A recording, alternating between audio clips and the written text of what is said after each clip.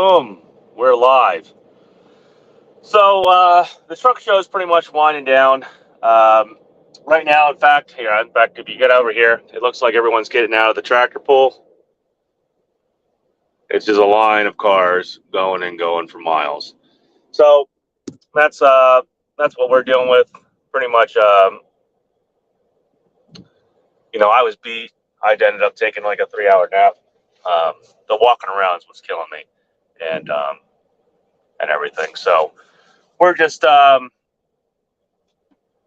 taking it easy tonight. Really, I was hoping to maybe get on some of these supposed awesome parties everyone talks about. We're supposed to have these awesome parties over here at night at the truck show and stuff, and the stupid camera is now trying to focus on the trucks behind me.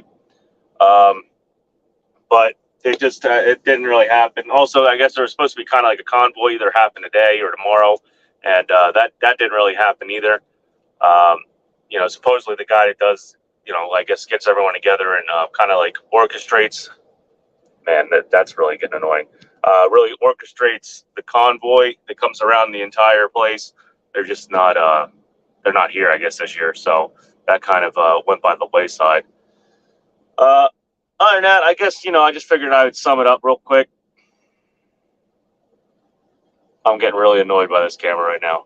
I figured I'd just sum everything up real quick, and maybe it's the vibration from the truck doing it. I'm wondering if that's what's doing it. They bring the camera down a little bit. There we go. Just to sum it how everything went. The truck show was a huge success in my opinion. At least for me, either for my business or as a YouTuber standpoint. It brought everybody out. So I ended up getting to mingle and wheel and deal with everybody. So let me try to pull the comments up here real quick. All right. Let's see who's up in here. We have On Business Trucking. Yo, what's up? WCF Invader. Hey. Plays on the Freelay. What's up? Hey. Nomadic Brits in the house. We have Cheap Freight Hauler. He's in the house. Good evening, everyone. Let's see. Mike's Trucking with Big Daddy. Yo, he's up in the house.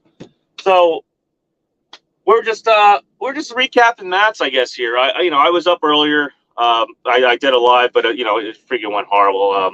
I had a bunch of problems here with my my what is it called? Not a lavalier mic. Shotgun mic. The wind was horrible. The audio sucks. Next time, I guess if I go live, I think I'm only going to use live stream now for lives. I don't like the YouTube platform for that, and it didn't work out for me. I don't like how you can only do portrait mode. I like, if I'm going to film in landscape mode. That was the whole point of that, was to do like an actual, like, feel like you're live, like you're there, at Matt's. That's pretty much, what I did for that. This camera's, I'm going to lose it now. Just disregard the camera zooming in and out. I don't know why it's doing that. It's done it before, but not to this extent. I thought maybe it was the vibration from the truck running, so I just shut it off. I don't know if you were at Matt's and you just came on here. How was the tractor pull? I kind of wish I did it, but I was just, let's see, I was up at like 8:30, 8 o'clock or something, and I just been walking around all day. I was just beat, and I can imagine that tractor pull had to be loud because I'm sitting here in my truck all the way in section F, so it's about a good, I don't know, 2,000 feet, maybe 3,000 feet to the damn arena building over there. And I could hear the tractor pulls all the way from over here. And that was what, like 7 or 8 o'clock, 9 o'clock, 7 or 8 o'clock. I could hear the tractor pulls all the way over here. So, it had to be one hell of an awesome tractor show, pull show. Let's see who else is coming up in here.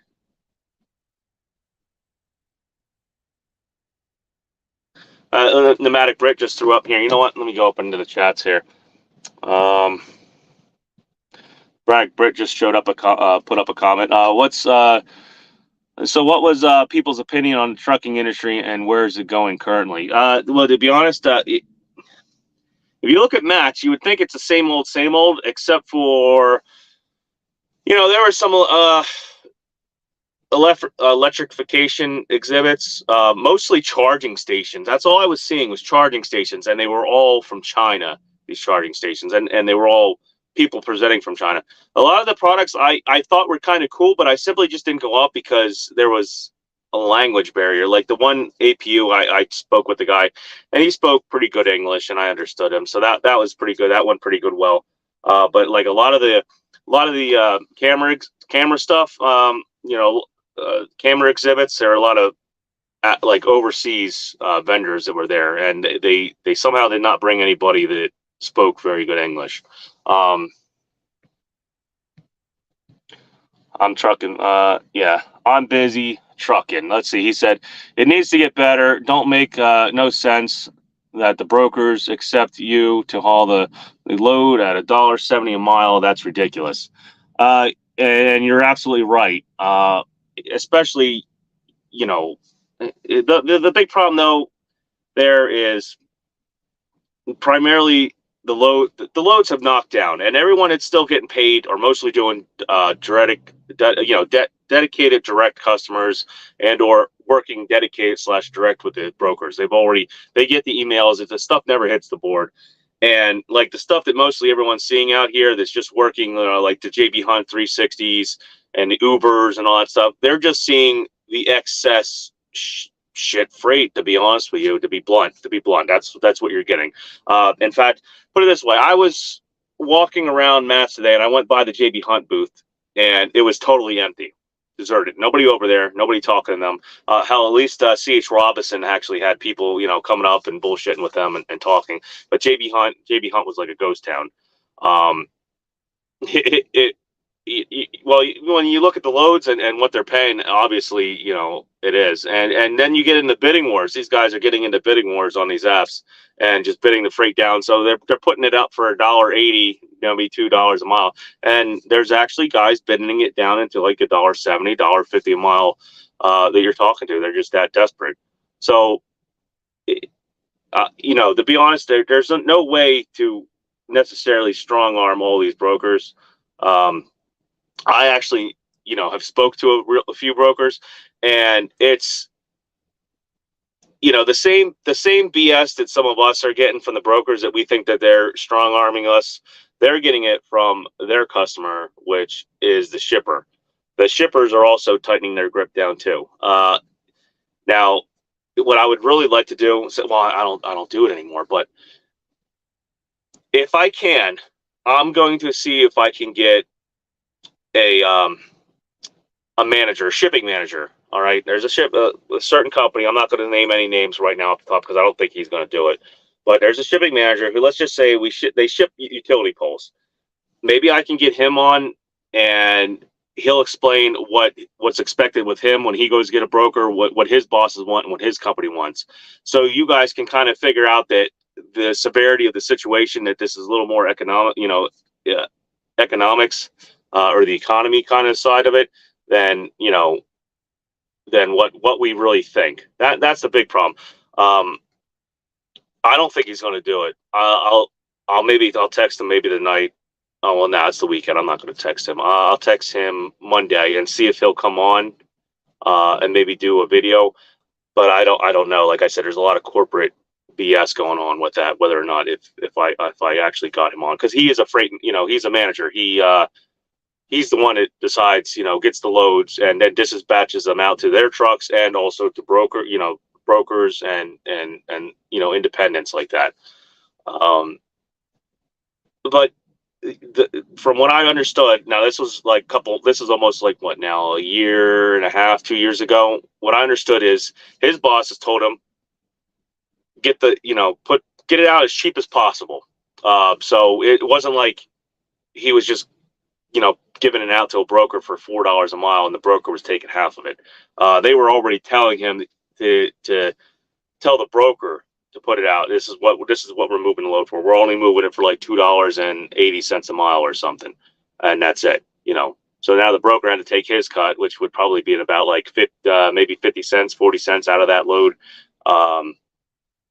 Maybe something like that, and then give it away. That's just an example of what that one load was, what I remember. So it's on both ends. It's the cookie has gotten smaller already as it is with most companies, and now you got the broker and some scammy brokers. We all know what's going on with that. So they're fighting with scammy brokers. We're fighting with scammy carriers, and so now the cookie's smaller, and you got scammy stuff going on, and now we're even left with less of that, because you can even talk to like DAT and stuff. There's the double brokering that's going on, and the scammy illegal double brokering, and stolen loads, and the same thing on the carrier side. There's some fake carriers out there, and we need to start calling this stuff out, because I spoke with DAT. I'm sure DIY. Well, I didn't really speak with him; he did all the time. But I'm sure DIY is going to put it out. I'm just going to give it a little up. Like I'm trying not to steal his thunder. Is what I'm trying to say. So pretty much, they're trying to DAT's trying to go in and find these scammy brokerages and these scammy carriers and stuff, and shut them down. The hard part is a lot of this stuff's overseas. You got to find a way to still vet these people without making it impossible to sign up for a load board and everything. The same things happen with some of these factoring companies. They're getting swindled out of money. All this adds up to money out of our pockets, because I hate to say it, guys, we're the bottom of the totem pole. It just happens. That's just the way it is. Because we're usually the last one in line to get paid, no matter what. So when you got all this scammy stuff going on, it like I said, it takes pieces out of the pie, and so our pot gets smaller. And if you're out there and you see this co-brokering and stuff, you can actually go into the DAT. I don't know if you can't do it in the app. You have to actually go on to DAT.com. There's a part, not the part where you bitch about everybody. There's a part where you can actually go in and find get the name of these carriers or brokers and report them, for fraudulent activity. And you can take pictures and upload pictures for proof or examples of what's going on.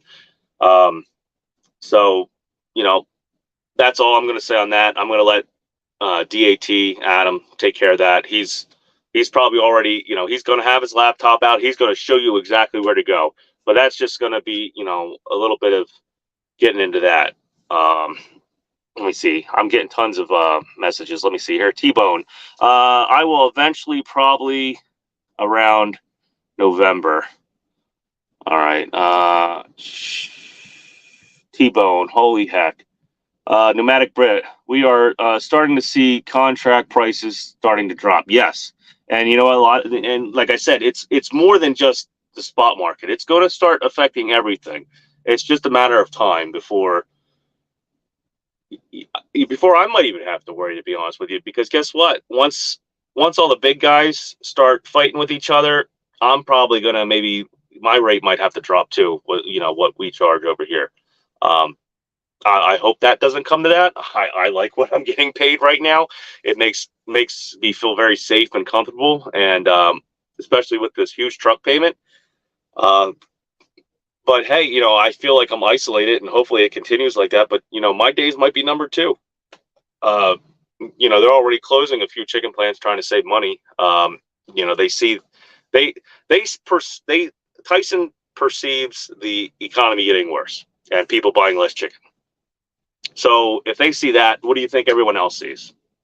I know that for the fact in the pole industry, since I still talk to people, a lot of I'm trying to think of a few names. I don't want to really throw names out there, though. I don't know. We'll say Central Hudson Power and Electric. What's the other one? Edison, PSE&G and stuff. A lot of their budgets have been cut because supposedly they think that there's going to be less revenue for power, electric sales. And they just think that there's going to be prolonged problems with their budget. So they're cutting, replacing poles. They're cutting their budgets and everything. if they're doing it, I'm sure they all see something coming. Let's see, Nomadic Brit. I don't know. I don't know if contract prices is what's coming on spot market, or if it's or if we are behind spot market. Hey, DIY. Yeah, I'm trying not to steal your thunder. I'm just trying to. I guess someone made a comment about, you know, the market and pricing and everything, and I didn't want to. I kind of just wanted to explain in a bigger sense what's going on, because, like I said, everybody always comes on and says, you know, it's the broker, it's the broker, it's the broker. They don't look at the big picture and find out how big this network is. That, you know, that we're kind of the bottom on the totem pole when we get paid. There's logistics is a lot more than just putting boxes in a truck, and guys kind of forget that. They just know that if they go on strike and the boxes don't get in the truck, these people are going to have their asses handed to them. That's all they ever keep thinking about, and they don't see that the bigger picture is that there's, you know, cross-border transport involved. There's storage, there's warehousing, there's all this other stuff that goes on, and we're kind of like the bottom of that ring. Let's see. What's up, Pneumatic Red Evening? I'm hoping people ain't coming on here. As I saw it popped up really high there. I'm hoping people ain't coming on here and thinking I'm walking around mats. To be honest, it's freaking cold and probably still windy outside, and I don't feel like freezing again. But at least now, if I want, I don't know. We'll see. If everybody really wants to, I'll throw on my shoes and a jacket and go on and walk around there now. Now that I'll actually be on landscape view and have audio for the most part. It's gonna still probably be crappy audio, but we'll see. Maybe I'll do it. Let's see. I'm busy trucking. He said, what's up, Nevada? I mean, not Nevada. DIY. Nomadic Brit. I just saw the end, and my brain kind of went. I don't know. Kind of put two together. Nomadic Brit. You might want to close your curtains. Then camera will only focus on just you. I don't have curtains, and you know what it is probably I'm not close enough to the camera. Maybe I'm trying to get the backdrop, but you know what? It's the camera anyway. I don't think it. I've already took autofocus off of it. It's a front facing camera, so I wouldn't even think it would do that. But it's something to do with this phone and StreamYard. I don't know why it does. You know what? Let me see if I can go in. I might lose you guys here for a second. Let me see if I can go in and do something with the camera.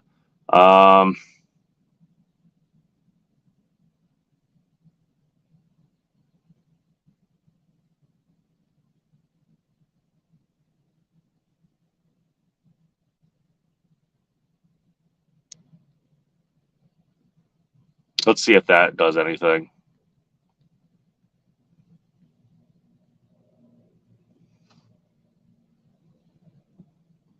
Maybe it did. We'll see. It has like two options for front-facing camera, so I just switched to the second option. Maybe I have like a second autofocus camera in there, and maybe it was trying to, you know, hook up onto that. Jaywalker, something salt. Florida do salt. I don't know. Yo, just saw you on Mother Trucker. Good stuff, bro. Hey, yeah, thanks. Yeah, Alex got a hold of me and, you know, wanted me to be on and talk a little bit about that one short that kind of went viral. Of course it did, because it's everyone's hate bashing on New Jersey. So of course that went viral.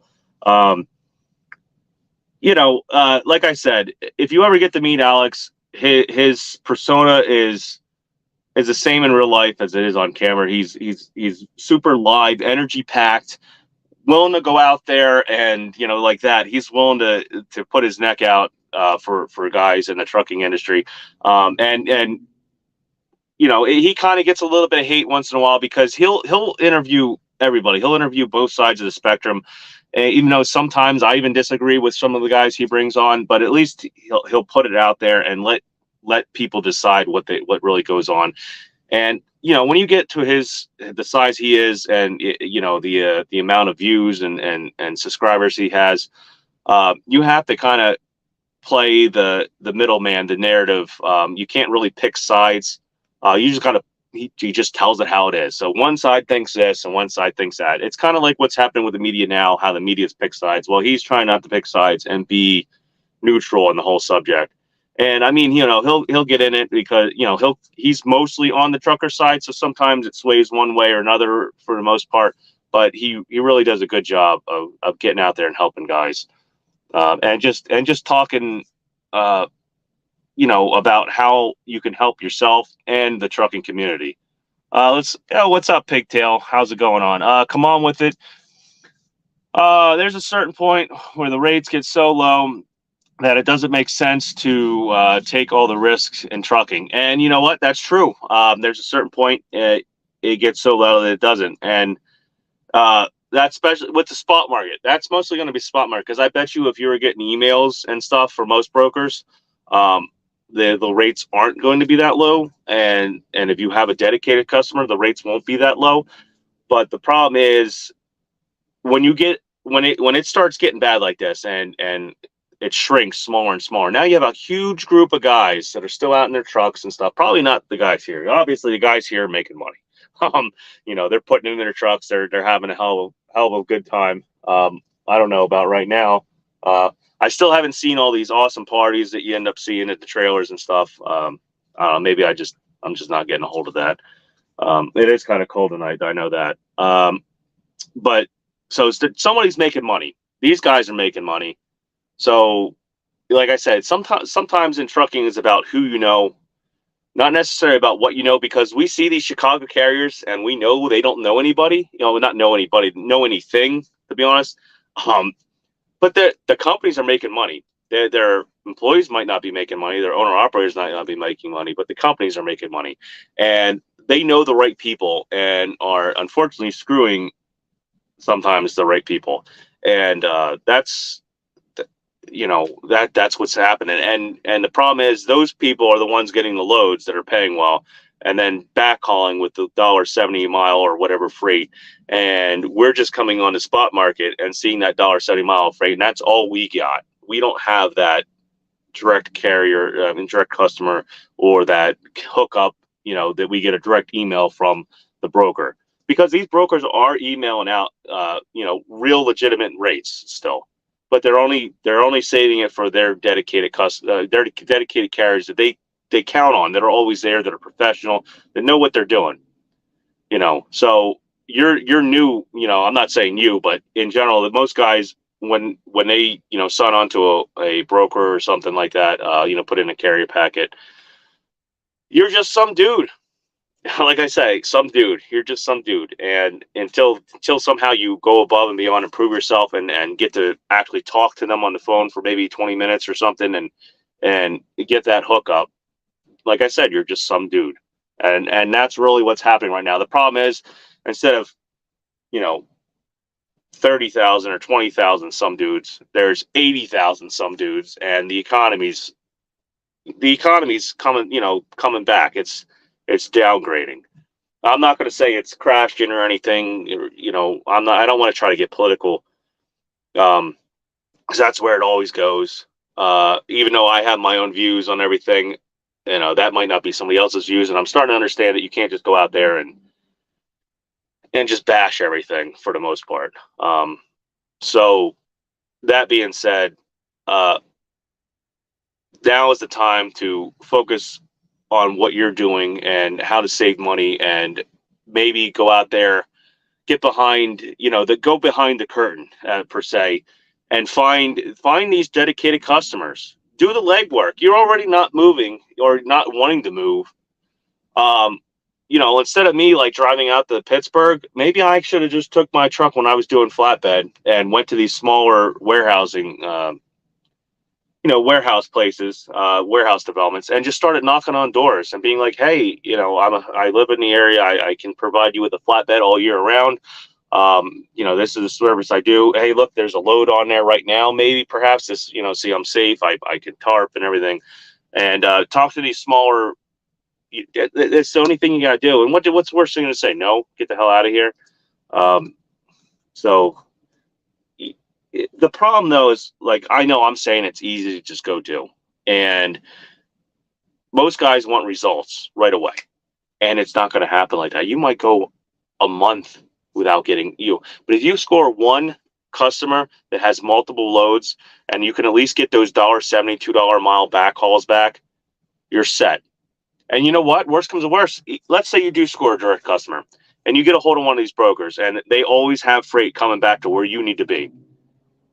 Guess what? Maybe if they're paying $1.70, be like, I'll do it for $1.50. If you guarantee this load will be here all the time, I will backhaul this load for $1.50.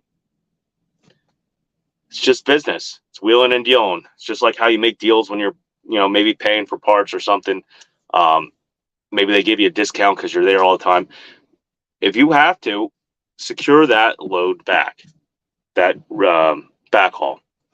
And these mega carriers are doing stuff like that. And that's why they're still running. And also, if you think about it, they're large. Their costs are spread out through a huge, large fleet. And it just makes more sense for them to be able to always keep the truck running because technically they're still always making money. So I'm ranting and raving. So I'm just trying to explain.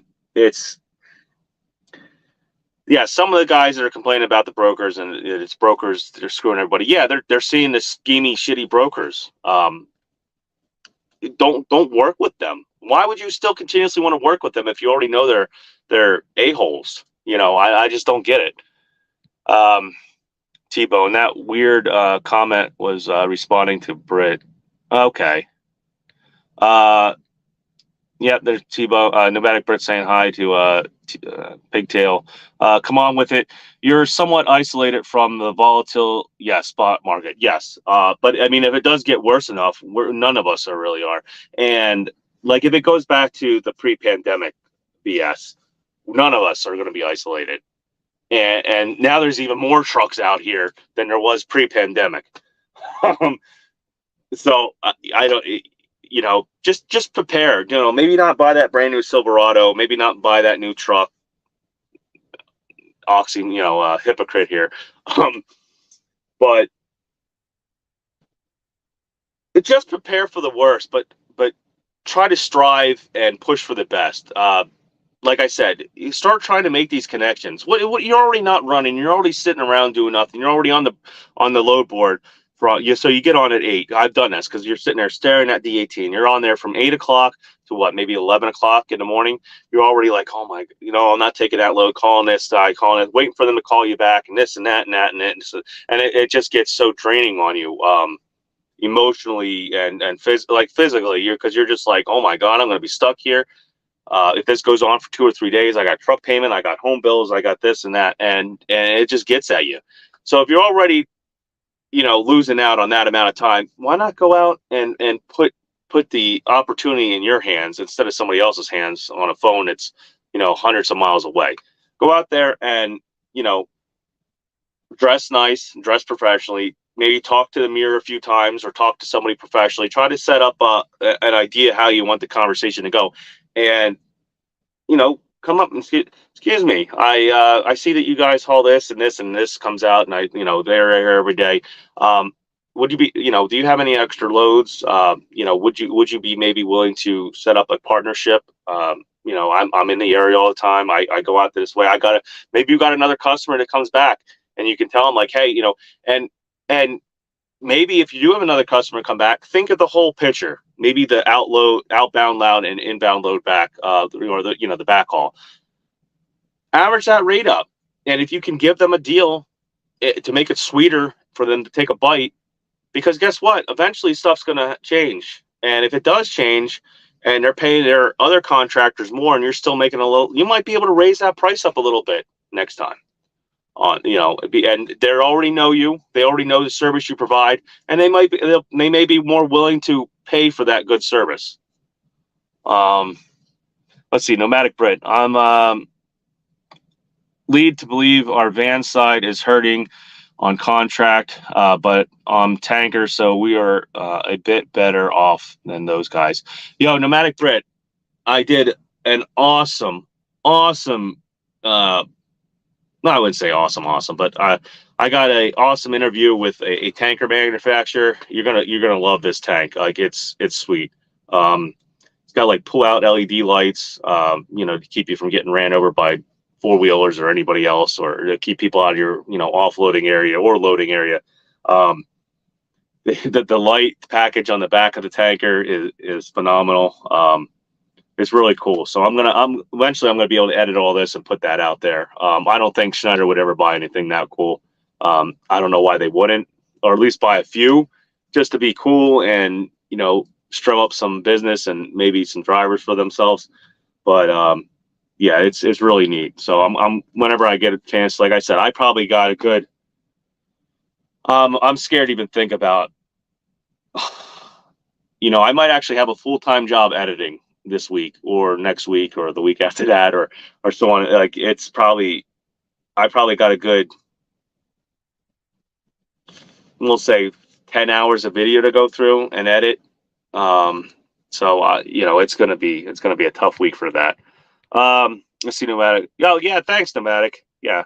Come on with it. Hi, Britt. I'll call you tomorrow. So come on with it's gonna call you there, Britt.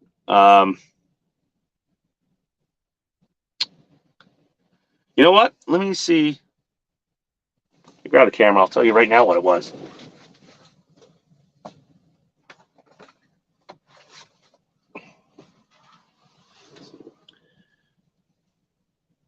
We go through here. Now, if I had a laptop, I could just hook this in it and actually share the video with you guys. But I'll get there eventually. Like I said, I gotta keep making connections. It's hard to go out, like now even thinking about it. When I first purchased all this camera equipment, it's pretty much I figured if I'm gonna go to Matt's, I'm gonna go big or go home. And yeah, so I'm taking a chance on it really because I'm not really making any money to pay for this stuff back. So hopefully my connections that I made at Matt's and maybe my following on YouTube will help that out. Because I'd like to try to invest into that. If I'm actually putting out good content and people want to see it, I have no problem trying to invest and make my content. How about this? You guys are gonna like this real quick if I can show it here. Maximum Overdrive. So I just showed up. I got the owner out here. He's gonna talk a little bit about it. He actually just got it, so we'll see. We'll see where it came.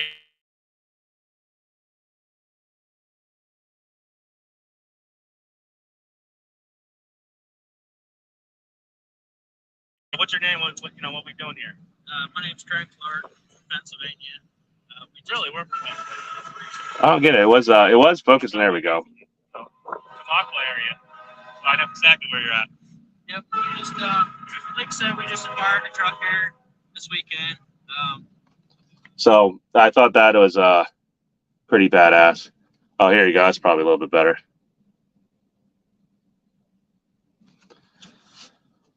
So yeah, like I said, if I had a laptop, I'd be showing you some of this right now before even pre-editing.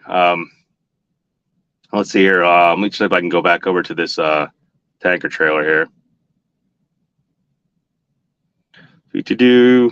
Like, yeah, I went around and mingled. I tried things that caught my eye that I thought people would like, or that at least I thought would be, helpful, either to the trucking industry or, as a whole.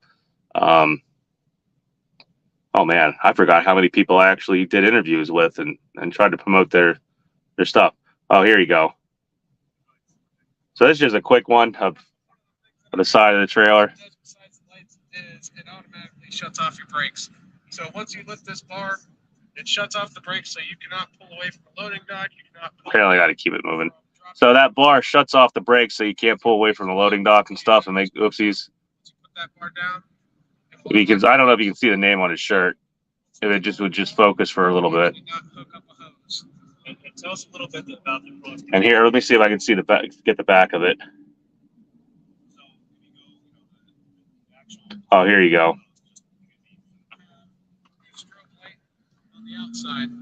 So what you can do when you are dropping fuel is you can actually flip these out. Go past 90 degrees past the trailer. Like I thought that was freaking awesome. I'm surprised Sheets and stuff doesn't do that stuff. So yeah, I'll quit. Like this, like doing this isn't professional. When I get the laptop, hopefully I can do stuff like that. Because my old laptop, I know I won't be able to do editing and stuff on it. I need something pretty fast. I might even end up having to buy a Mac. As much as I kind of hate saying that. Let's see. Cheap freight hauler. Yeah, yeah. Like I said, I don't know. I couldn't. You know what? You might be right. It might be a Mac TT. I know it was something. They did something with lights too. Like I said, I'll have to look through it. I had so many brochures and stuff, but every time I was sitting down or go to eat, I ended up losing one brochure at a time. I should have got their business cards. What I should have did. I think they ran out. That's why they get their business card. Next time, I think maybe I'll take their business card, and that way I can email them and be like, hey, can you just real quick send me a brochure so if I talk about this, I know what I'm talking about. They're buying new American tankers lately. Our previous tanks were made in Mexico. Yeah, good. I'm glad they are. I think they said they're out of Michigan. I think they said their company's out of Michigan. But like those tanks were sweet, and the cool thing about it is they were able to put a sensing, like I guess it shoots a laser or something through the material, the things that you're loading and unloading, and it's able to tell what the product. It's able to tell what the product is, and so it stops cross contaminations because he said it'll actually shut, like it'll lock when it notices that there's cross contamination, it'll lock it and shut the pump off like automatically. Or give a warning, I guess, in case you're getting pumped from outside, it'll give a warning that you're pumping the wrong product. That's on top of the little, I forget what they call them. It gives the name of the product that you're trying to pump. You can turn the thing. Let's see, come on with it. You'll have lots of content from Matt's for the channel. Nice. Yeah, I'll say, like I said, it's going to probably take me an entire month to probably edit some of this. Like the Matt's content I put out earlier, I could have done a better job. I should have done a better job, but I went through it real fast. And the problem I was having is I had to cut it short too. Well, I didn't really cut it that short, but there's so many people here that I guess whatever the closest cell towers are getting inundated, and there's other people probably uploading stuff and doing things. So I'm going to have to bring like a hotspot is what's going to end up happening. If I were to go here again, either that or hook up right directly to their Wi-Fi over here. In fact, I had to do that today. Dirty Teasel will be my first Nomadic Brit. Let's see. Bull of the Woods, was Matt's everything you hoped it to be? Yeah, it was actually more. I mean, to be honest, I still don't know anything that was going on. I probably missed out on a lot. I didn't get to really go to any seminars. I walked past Alex's seminar and I sat there and watched a little bit. And that was about media presence in the trucking industry. And I probably missed out on a lot. But then again, also I'm sure DIY can probably fill you in some of those seminars. I'm sure he got a hold of a few. Hopefully he talks about it. But a lot of them were business seminars, focused towards owner operators, which I technically still kind of am, even though I'm dedicated, and fleet owners. And I probably missed out on a lot of that. It would have been nice to maybe get in that and get on something. But like I said, there was so much stuff on the floor. See, I took a few really long, high pole shots, so you could see the whole entire building.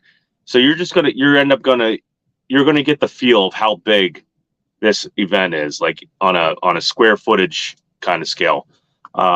So when I get done editing, I'll have some of that in there. You'll see how big this was. In fact, it might even grow. I don't know. It depends. How things go. I'm sure it probably grows every year. Really. Let's see here. Nomadic Brit, TJ, the legend has entered the chat. Treat Freight Hauler. Let's see. Loves uses their trailers. They also have an LED ring circle. Yes, they came out with that. Apparently, the guy was telling me they patented that first. They're the ones that came out with it. So maybe that is the company. Well, whatever company you're talking about, I'm pretty sure that's the company that's doing it. And I find it. I like the innovative, out of the box thinking stuff like that. That's what I'm all about. That's what I try to find, because I don't want to. The worst thing I don't want to do is get connections with anybody, and I don't want to tout any snake oil. So like there's a fuel card. I never heard of it. So apparently they said they've been out for a long time, but there's a fuel card. Let me see here. that I never heard of. So I don't know if any of you guys might have heard of it or know anything about it, because I wouldn't mind promoting them a little bit. Oh man, if I could find all the cards I got through here.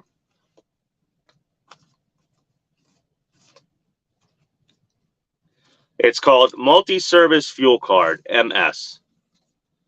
If you ever heard of it, they're in Overland Park, Kansas. Give me some feedback on it because they seem pretty genuine. They were telling me stuff that I didn't even ask for, that was kind of like behind the scenes. So like I said, they seem pretty genuine. I didn't really put them on camera. Like I said, I'm not trying to tout any snake oil. But if this card is, if it's everything it says it is, I'm going to try to do some research on it a little bit. I might try to get a hold of them and actually tout this card, because they say that they actually give credit to like new owner operators and one man shows. So if that's true, and they can give the discounts that they're talking about, that's a hell of a card. So if you ever heard of it, like I said, it's MS, multi-service fuel card. I never heard of it ever. But then again, I'm not out in the Midwest, and maybe it's a regional thing, because they were talking about Casey's, they were talking about Quick Trip, Sap Brothers, and they were saying that they 75 cents off fuel and so on and so forth. And to be honest, they didn't even have anything bad to say about fuel. What is it? Mud flap. They said a lot of their people run mud flap too. So if anybody has anything on it, just let me know, because I would like to promote a decent fuel card to help some guys out. I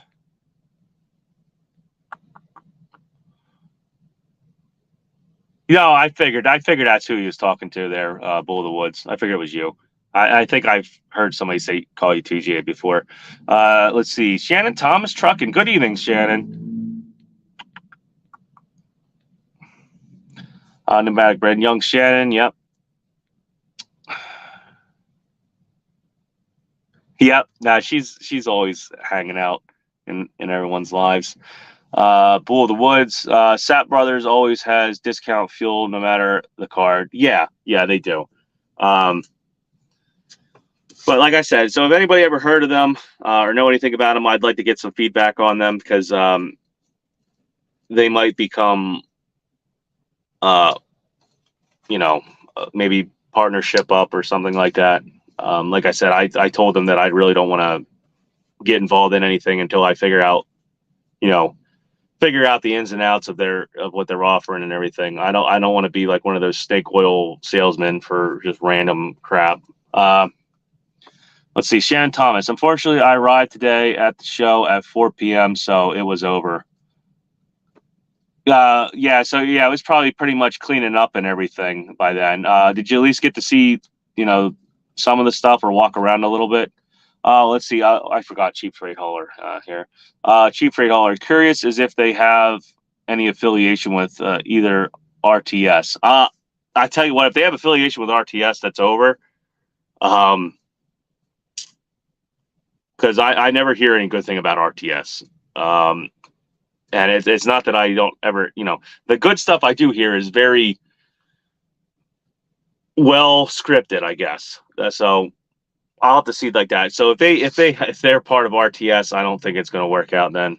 But the way they presented themselves, it did not seem like they were part of RTS. Put it that way. I've spoken with people from RTS, and they didn't seem like schemy like that. Let's see. Yeah, of course they have an app, for gosh sakes.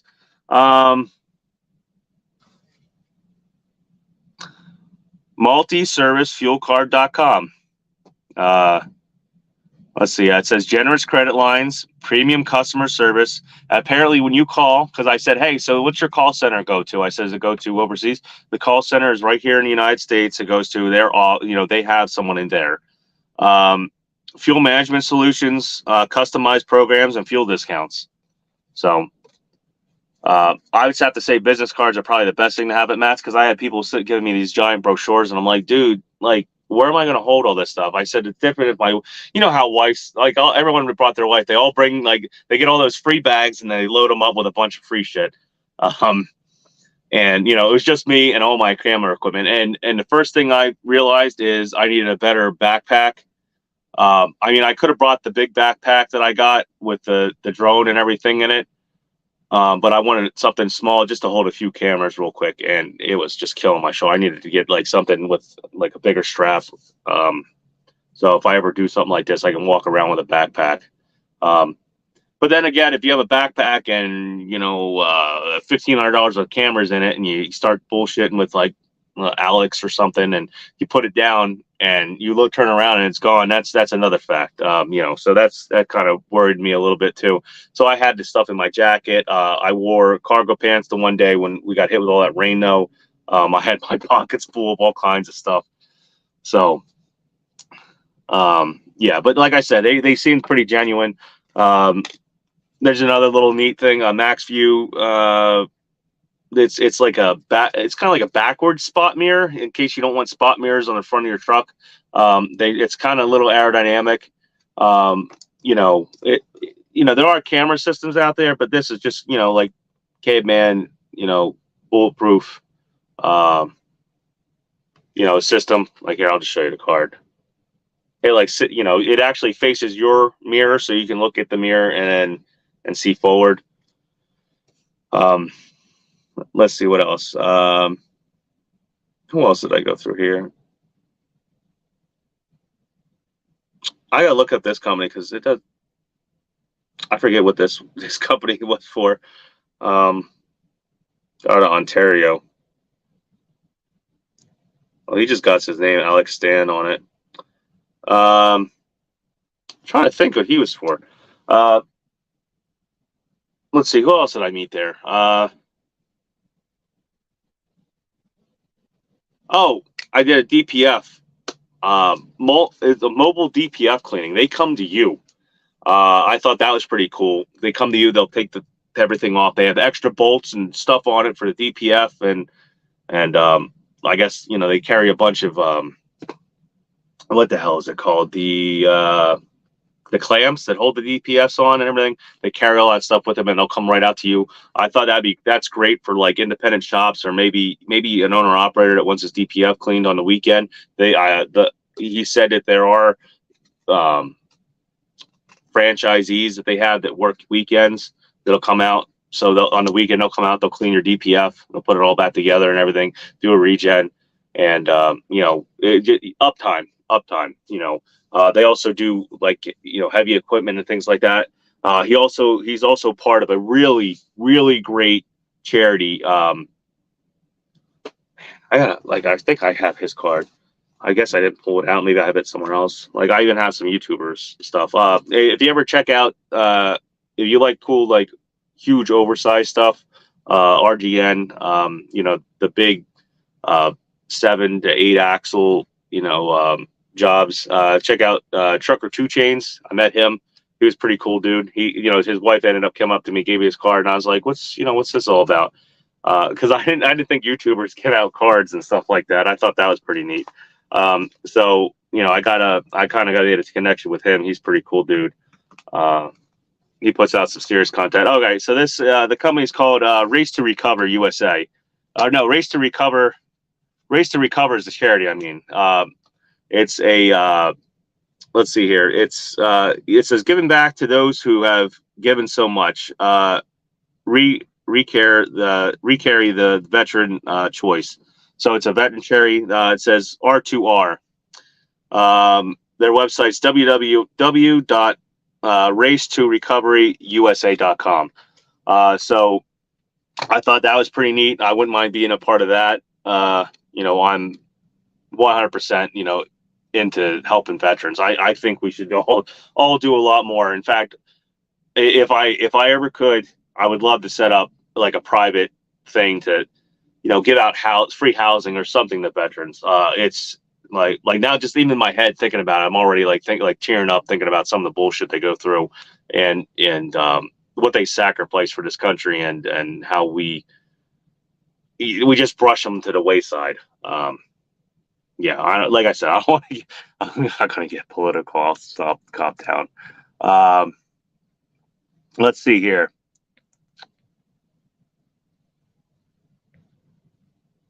I guess comments are pouring in, and I'm not paying attention. Sorry, there's where I was at. I wanted to look into the TCS fuel card. It looks good. I had that. In fact, I had it when I had a few drivers. It was great for a small fleet. The problem I had, it was hard to transfer. Maybe not. Okay, so maybe it's not hard, but if you're an owner and you're still driving and dispatching and doing other stuff, to have to go in and I had to call up my bank to do it. They had to do a ACH transfer every time, and they wanted me to call and do that. And it was just a pain in the butt. Those few minutes on hold or waiting and stuff and trying to do other things and drive and dispatch and this and that. It was just a real pain in the butt. And they didn't have any. They didn't offer credit. I was hoping. I said, can I link a credit card to it or something, or do something like that? No, you had to actually transfer the money, ACH or Western Union, into the TCS fuel card. The discounts were good. Their layout for the multiple cards and setting up how much money a driver can use and what he can use it for, that was good. It might have been a little outdated per se, and it was all online. They did have an app, but you couldn't do everything in the app. But that's just the problem I had with that. I mean, I'm not saying they're bad. I'm just saying, to me, it just didn't work for me. Maybe I'm just lazy. I'm just, like I said, they're not bad. I was just apparently lazy and didn't want to deal with having to do ACH transfers all the time and stuff like that. I wanted to be like Mudflap, where you can just put a credit card on there and they will take a percentage out of that credit card transaction for them to make money and yada yada yada and so forth and so forth. And me be able to get the benefits of being part of that group. That's what I would like, something simple like that. Or if they could at least offer me some kind of credit, line of credit, or just make it easier for me to transfer PayPal, your debit card. Just take my check, voided check, and just transfer it. Send me an email what you're taking out or what the balance is. Let's see, Nomadic Brit, our hazmat line was overseas and lasted about a month, as nobody understand English on the other end of the phone. Yeah, I bet that. Yeah, I can't. You know what? So they set up a hazmat line to call into, and they really, something so important they left into the hands of that. That's wow. Yeah, that's pretty funny there, Nomadic Bread. I can't. That would be the first and last thing I would ever be like, man. I'd be all right. We need a call center. They need to be able to understand and read the right stuff to the drivers and like that's so important. Hazmat, like God forbid anything happened. Sharon Thomas, no, I didn't even go in. Just met up with DIY and Snorlord, and later with Snorlord and Mr. Like, oh, that's cool. Yeah, I'm glad you got to meet up with them. It was pretty crowded by then. I wish I showed up earlier Thursday because they had a luncheon, and everyone got to like mingle a little bit and stuff and see everything. But I had to, the roads I was on and stuff, I had to. I had to go to sleep pretty much I was just drained, driving up through. I did. If I knew that when they first gave me that load, I didn't really look to see. I didn't really look at the address of maps. I knew it was in Louisville, but I guess in my head, I thought it was closer to North Carolina and everything. And I just, next time that ain't going to happen. I'm going to try to be here very first day in the morning on, in fact, hopefully things are going better for me that I can maybe actually just come here and enjoy myself. Maybe not even come in the truck. I don't know. We'll see. A lot can happen anymore in a year. Let's see. You should try a small luggage bag with wheels for a camera. Yeah. Yeah. I mean, really, what I want is just something small. I mean, I don't have big cameras or anything. I just wanted something that was comfortable that I could walk around with and not feel like I was getting in the way, or and it was comfortable enough I could keep on me all the time. Because I get a little paranoid, with a couple $100 worth of camera gear in the bag and it just disappearing. Or my dumbass walking away from it, bullshitting with somebody. There I am cursing, trying to be professional, and I'm freaking cursing. But yeah, like I said, that's gonna be hard for me too. Like 10 plus years, auto mechanic, and pretty much I developed a shop potty mouth, if you want to call it that.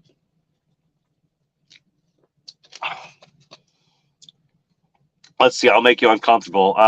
Shout out to F8 Trucking. He gave you. Oh, he did. I guess he gave me a fist pump in his live. Oh, that's cool. Yeah, Scott's a great dude. I don't know. I just saw his live. I think he was recording a thunderstorm or something like that. I thought that was pretty neat. I was like, oh man, he's like copying me. But now, that kind of was that kind of sucked. I thought that was going to be a lot worse. I kind of did that just in case, poop really hit the fan. Because, like I said, about an hour earlier or 45 minutes earlier, that same storm that rolled through here had a tornado warning with it and everything. I'm not saying I was a site, but I said, if things happened, I would like at least get it on camera and, document the end of match truck show, because that's what that probably would have been. But no, didn't really have that. And then I go to bed, and out of nowhere, this little clipper storm comes through and pushes the freaking enclosed trailer into my truck. So that would have been pretty neat. That's the kind of stuff I had the camera up and was waiting for. That so that kind of was a little bit of a letdown. I'll make it uncomfortable saying hi to Shannon. Pneumatic Brit. The good thing about the DPF thing is prices will come down because of competition. Yes, that is absolutely true. Let's see, Pneumatic Brick. Heck, I met a young Shannon who can say that. And she has a Brit t-shirt. Oh, what's up, Nevada Trucking? Let's see. I'll make you uncomfortable. Become a legend. Become a legend member. That helps. Whoop whoop. Bunch 138. A Legion. Yeah, I mean a legend. Legion. Yeah, I don't know anything really about the Legion. I know one time I was offered to come into. I think it was a Polish. What do they call that? They had the ring, and oh my gosh, it's in my head and I can't say it.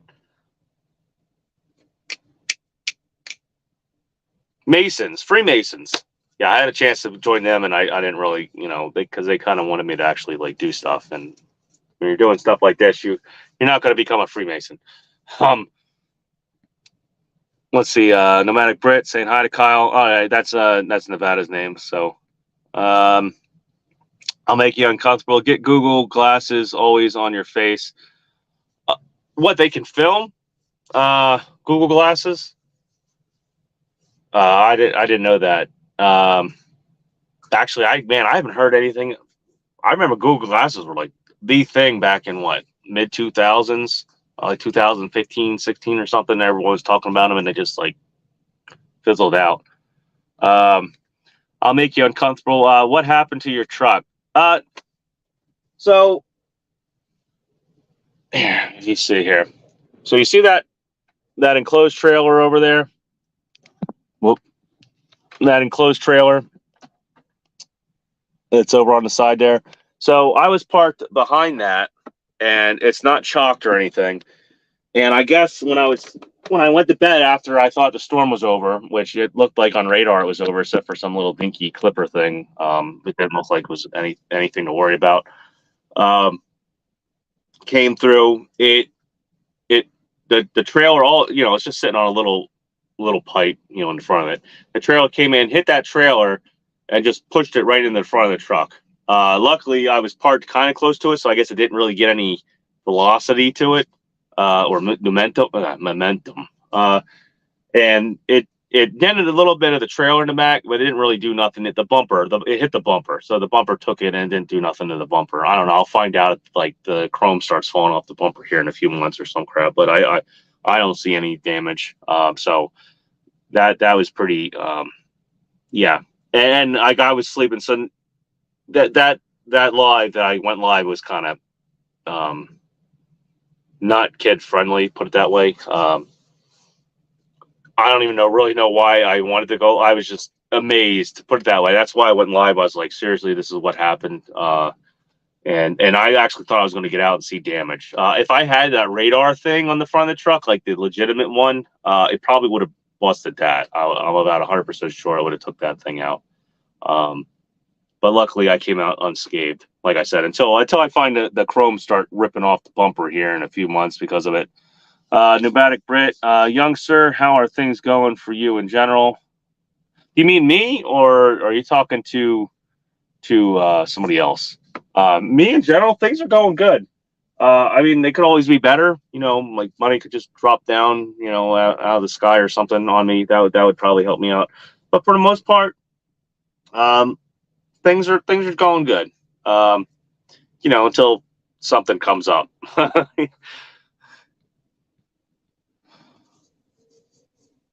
Let's see. I'll make you uncomfortable. The Legion does a lot for the veterans.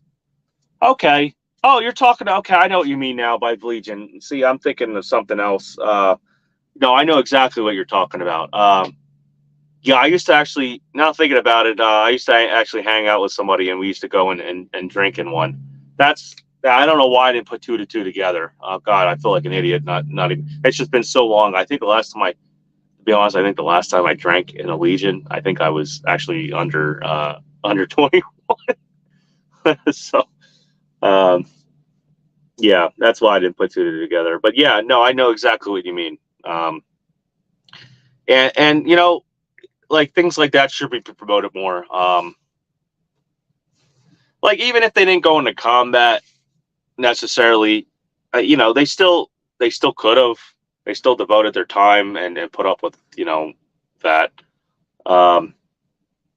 Like I said, we should do a lot more, especially like the combat veterans and stuff. Like in my opinion, they should get free housing. The health care that they get should be a lot better than it is. I know there for a while. I think I know for there for a while it was getting better. I don't know now, because I know a certain somebody, because God forbid I say his name and somebody watches his live feed and has a heart attack about it. But a certain somebody actually went to bat for that and improved that a little bit. So I don't know what it is now, though. In fact, you don't even hear about it. And I haven't ever heard that guy that's in there now say anything about it. So just give back, countries that people fought and died for, and give them a lot better equipment to kill everybody with. Yeah. So I'm trying real hard not to go political. I'm kind of a soapbox type. When I end up having a soapbox is when I like calling out a lot of stuff, and I got to learn not to do that, because now, like I said, now I'm amazed, what you could do with YouTube and maybe the outreach I could actually get, and I want to be able to keep that outreach. But the problem is when you start getting into niche stuff like politics, it could easily,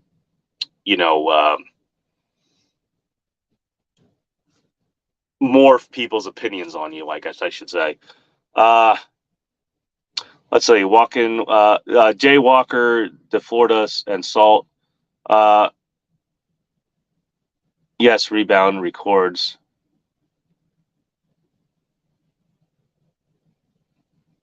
I'm trying to figure out what. Reban Records. Yes, Reban Records. Huh. All right. Maybe it'll pop in my head there what that's about. I'll make you uncomfortable. Thanks, Jay. All right. So he's talking to Jay. So okay, they're having a conversation. You, sir, jackknife. What's that about there, dramatic Brett? I'll make you comfortable. Mental health. Yeah, mental health is a big thing too, and especially in. You know what though? I think they should prepare guys before they even go out there. And I guess the way they, from what I understand, the psych evaluation that they do before is pretty much it hasn't really kind of changed, at least from what I've been relayed. That might not be true. Like I don't want to put nothing out there, especially when it deals with something like that. But there are certain people that can go through stuff like that and be okay. You got to be able to you got to be able to find those people, not find those people, but be able to make sure those are definitely the people that end up going on the front lines. So later on, they don't have problems when they come back.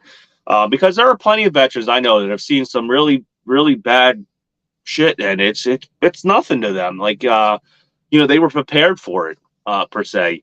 They're upset about people they lost and things, but it didn't like leave an imprint, I guess you could say.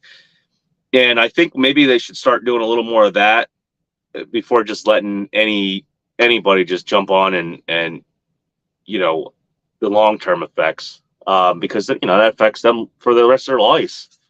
And God forbid they have a mental breakdown out in the battlefield. And that's why I figured they would go through all the time and invest in evaluating somebody to make sure they're able to handle something like that. But I guess they don't. I wouldn't even want to try to fathom what I would end up doing. I mean, everybody says one thing until they're actually there, but I guess I would imagine there would be a way to evaluate somebody before putting them in that kind of situation. I'd like to think that I probably could put up with something like that. Just how I think and view the world, my view on the world, I guess you could say. But some people don't have those views. They aren't able to disconnect from their emotions and things like that. And and you got what you have with that. And it's horrible that they don't try to go into that a little bit deeper in the beginning, so that doesn't even have to get into what it does. Yes, political. You're right, Nomadic Brett. Political does not help your channel. Yep, and you're absolutely right. And I got to try to keep remembering that. If I want to do a political channel, I can end up doing my own political channel later on. I probably wouldn't show my face or anything because of how bad it's gotten. I just wish. The only thing I wish is people could have an open mind, because I have an open mind. There's certain things I think about stuff that maybe other people don't have, and I'm a religious person, so there's certain subjects that I should feel a certain way, but I kind of don't want to a point. I don't, I still feel that everyone's going to get judged eventually. And I don't automatically think that people are all going to go down to the fiery gates of hell. But I still think people should have their own, be able to do their own thing for certain things. Now I think there should be limitations on certain things and stuff like that. Yeah, I think everything should be looked at at common sense. Common sense. If everybody went back to the way it was, common sense. And we tried to sure, there was stupid stuff that went on before in previous times, the 50s and stuff. But for the most part, people looked at things common sense. They knew there was a middle line that should be followed, and we could, they'd go back and forth between that middle line. Now it's all or nothing, and some of it's on both sides.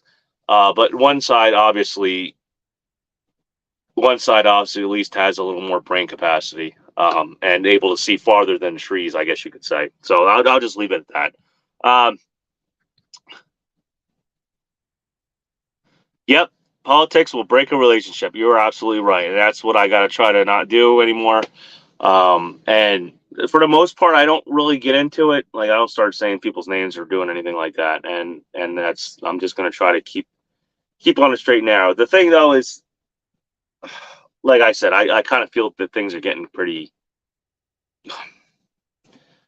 The economy plays into that, and our business plays into the economy. They're like hand in hand. And the problem though is politics in general has been really the government's gotten involved in the economy way too much. So now politics is involved in it, and it shouldn't be. And it's hard. It's hard. Like I said, common sense. It's hard to relay that to people without them automatically thinking you're one way or the other. The way I see it is, the you know, the color green.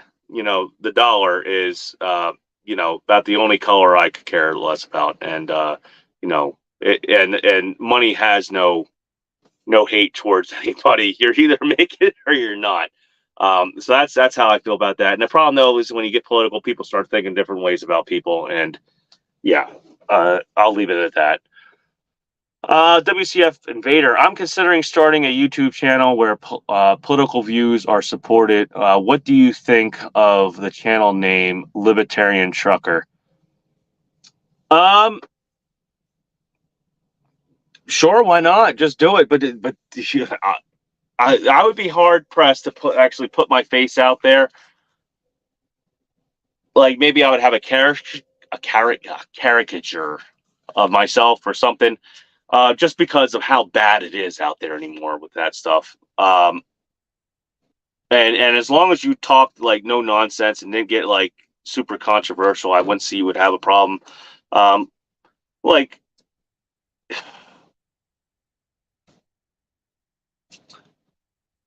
see, it all depends. But like I said, the worst thing to do if you're political anymore, you gotta like hide your identity. That's sad. That's how it's become. Because who knows, you might just get out of your truck one day and these whack jobs, like I showed over there in the pilot over there earlier on, might just come up and sucker punch you because of how you feel, how you view common sense. So that's the only thing about that WCF Invader. People get really really heated into that, and that now like I said, I gotta try to disconnect myself with all that.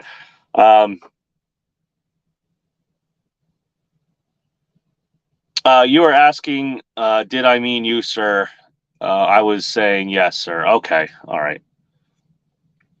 Let's see. I'll make you uncomfortable. Are they really okay? I'm missing something up here. Are they really okay? That's why Snorlord has a separate channel. Yes. And you can even tell that Snorlord seems very smart with who he talks to and everything. Like, I'm not saying, if you ever meet him, he might come off standish, but you can tell that he wants to make sure he's associated with the right people. So he's definitely a smart, cool dude. I don't know. For some reason, my hands like they feel like tight. I don't know why. Like they're hurting a little bit. Let's see. I only get political, etc. off camera. Yep, that's definitely what you got to do anymore.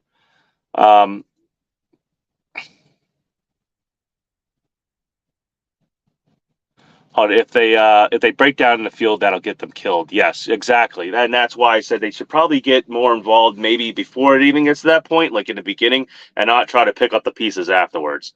All right, so I'll tell you the worst thing I ever saw, and it didn't faze me, was so when I was about 16, I worked at a Jiffy Lube, and I came out to go down to Pep Boys to get filters, and there was a Harley Davidson coming down the road. So there's a 2-lane highway with an open split, and there's no median. You could make a left turn into what was it, a Meineke or something. So, but they didn't know where they were, and they wanted to turn around. So they turned around right in front of this HD. All right, the guy laid it down, no helmet on, I saw his head bounce off the concrete and stuff come out of it. I saw the Harley go underneath the truck, hit the fuel tank, rupture the fuel tank. The fuel spilled onto the Harley, and the Mexican landscapers were inside.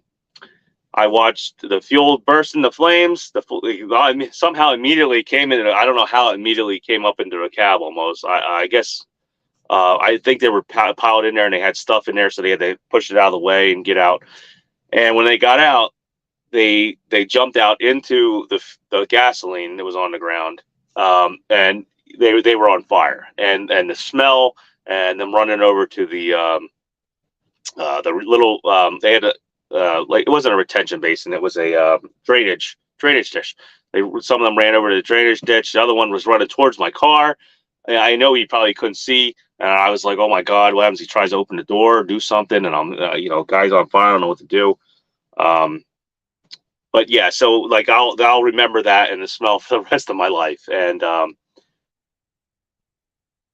at first, when I saw it, it didn't really hit me that it was real. It almost seemed comical there for a second. I don't know if that was all the Grand Theft Auto I played or something, but it was, I was like, did that really happen? Like, it just went down so horrible. And then it hit me like, I immediately, we went out to the HD guy, and, I didn't touch him because I didn't know what to do, but other people came out and stuff. And, it was sad. I think he ended up passing away, or I think, some of the other guys in the truck. I remember the story about them being, I guess they got flown out to Philadelphia for burn stuff. I don't know if any of them died. It was just a real shitty situation. But yeah, that's so. I mean, I didn't really have nightmares about it, but I'll tell you what, I'll never forget about it. The smell I'll definitely never forget about.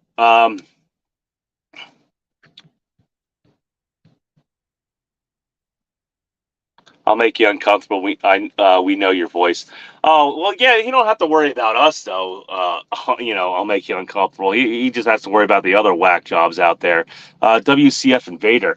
Pneumatic Brit, my idea is not to have it be the main focus of the channel, but just a channel that allows the talk as long as it's respectful.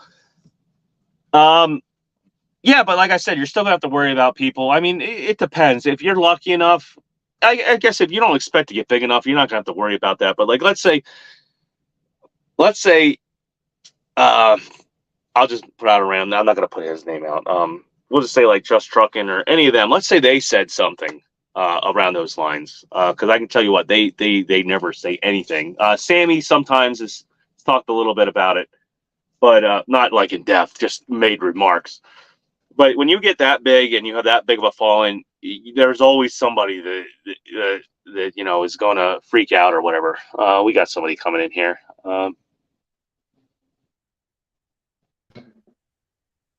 Yo, what's up? Still living. Yeah, still living. I see you're enjoying yourself tonight. Yeah, it's I wish Saturday. I could be doing that. I got offered a few beers by oh, God darn it! I just forgot his name again too. Yeah, I had him on my live. Jersey Trucker. He was going to give me a few more Yinglas, but tomorrow morning I guess I don't know. It depends, because I see that my load changed. Good thing I asked, because they sent me just a regular load sheet off of their TMS system, and I was like, hey, it only has the PO box on it. I said, is this, what am I looking for here? Is this the right address? And they're like, oh man, glad you said something. Yeah, here's the real address. So I thought I was going to go to Indiana to pick up this load, which was, a couple 100 miles away. And here it's actually going to be Kentucky. So that would have really screwed me over. So now I got a lot more time. Maybe I could have been drinking, Yeah, that would have. You ever pick up hitchhikers? Have I ever? I've thought about it, and I've done it once or twice, and so far it's gone But good. not in your truck. Not in your truck. In the truck? Yeah. Yes, I have. That's what I'm talking about. The once or twice. I think I've done it 3 times, and the one person I picked up, that's kind of what made me not want to ever pick up a hitchhiker again. So That's pretty funny. and it's kind of sucked because some people they actually, because out by me we have the people that do the Appalachian Trail. You know what I mean? So they're rough looking, and they're just trying to get to the next spot of the trail to do their thing and things like that. We've been showered in a couple days. Yeah, and you just it's just like in trucking. The crappy shitbag people ruin it for everyone else. And that's just my experience. The same thing with like handing money out to homeless people and stuff. Like when I was in New Jersey, Philadelphia, when I used to do AAA, work for AAA Corp as a flatbed driver, I give tips all the time. So if an actual legitimate, decent homeless person came up, I had no problem giving them money. Well, the one time I gave money to this guy, and sure enough, like the very next week, he came up to me, didn't remember me, even though I was sitting in the same spot, and gave me the same exact spiel. And I'm like, come on, dude. I had this guy ask me for $2, and he's like, "I'm gonna take that $2. I'm gonna go put it in a VLTs, like a video lottery machine." I was like, "Well, at least you're honest. Here's $2." Yeah. At least he's honest. Like he came back and he gave me I my had a guy $2 back. I had a guy ask me, for like $8 or $10 to buy a bottle of whiskey. I was like, oh, okay. Well, hey, shit. You're down on your luck. Might as well enjoy yourself a little bit. I know you. So I said, screw it. Here you go. Warm up, my man. Warm up. Yep. Jay Walker to Florida and Salt. Vote for Trump. Let's make the Fed mad. Yep. Yep. 100%. I almost peed myself on that one. Let's see. WCF and Bader. I think part of the failure of our society is not talking about politics or religion. There should be no reason to hate. Well, the way I always put it, we're all Americans first, and somehow that's changed in the last couple of years. As far as I know, we all, we all pledge allegiance to the same flag. Well, I can't say that anymore, but we all had a goal to make our lives better and our country better, and we've fallen to the wayside on it.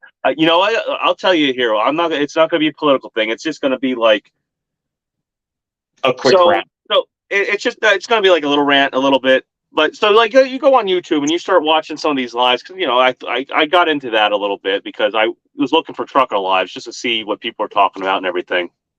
And well, you got to take your puzzle pieces, right? And you got to put them together. That's the thing. You have all these little pieces, and you got to take them for what they are. Yeah, and they all end up leading usually to the same conclusions. Exactly. And so I end up viewing some of these lives, and you look at these lives, and they're in different countries and stuff, and then you start seeing like lives from Japan. You look around Japan, and how clean and neat everything is, and that their politics, and the way they do things is a little, they're never perfect. Like technically, our system, if it was actually done right and we allowed it to flourish in the way it should, our system should be perfect, and it's being taken over and pieces manipulated and stuff. Well, in Japan, if you commit 3 crimes, it doesn't matter. If you steal a car 3 times, they fucking kill you. See, I don't know about I didn't get all into that, but no fuck. It doesn't matter. You could rob it doesn't matter if you steal a car or whatever. Yeah, I do think 3 times they just fucking kill you. I do think capital punishment should be a little bit, different. Like I think it should work like this. So let's say you got charged with capital murder or so on and so forth. And let's say they got video evidence and stuff on you, and actual video evidence, DNA and stuff, and more than one, to where you're gonna be found guilty. You're done. You get 3 years of unlimited appeals. 3 years of unlimited appeals. So just in case there's something going on, we're gonna know about it. It's gonna come to light. So you get 3 full years of unlimited appeals, and guess what? After that 3rd year, a real nice, quick execution, and you're done. And some of the stuff that's like big time, the most horrible, the It's horrible, all, I think should be televised to Yeah. show, hey, you get out of line, you become a threat to society and a threat to innocence. This is what happens, and we don't. It's the same with the border crossing and stuff. Like if I was to run across the border into Mexico, and especially without a gun or something, guess who's going to shoot at me? The federales are going to shoot at me. They will Yeah. shoot me and kill me. That's easy paper. Other side, no. They will wait. They'll do everything impossible to take me in and process me, and then usually just let me out and do whatever I want.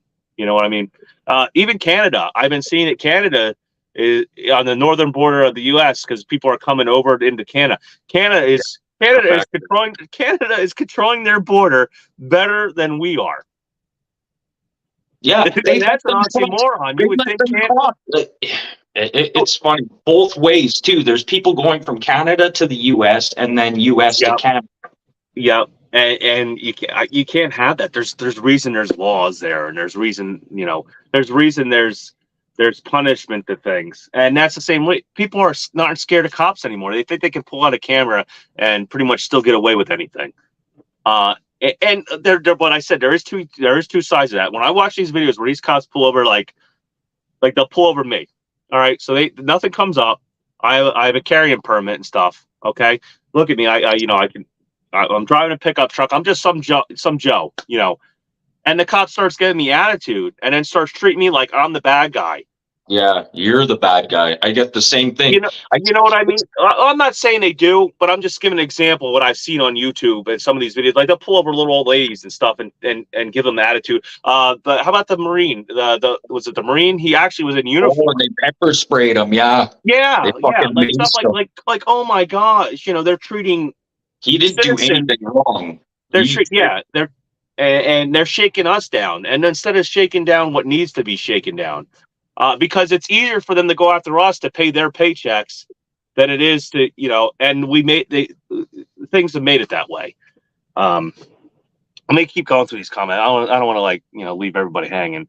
Let's see. Nomadic Brick, WCF Invader. I totally agree with you. You have to be careful not to. Personal information, etc. People will hate on you. Yes, that's true. And even as a libertarian, people will hate on you because guess what? There's certain people that they don't see no. Technically, there used to be some middle line. Like I said, we're all for America, and now, one side is definitely if you're not all the way to one side on that side, you're viewed as lefty. You're viewed as that. So it goes. No offense to any lefties or anything here.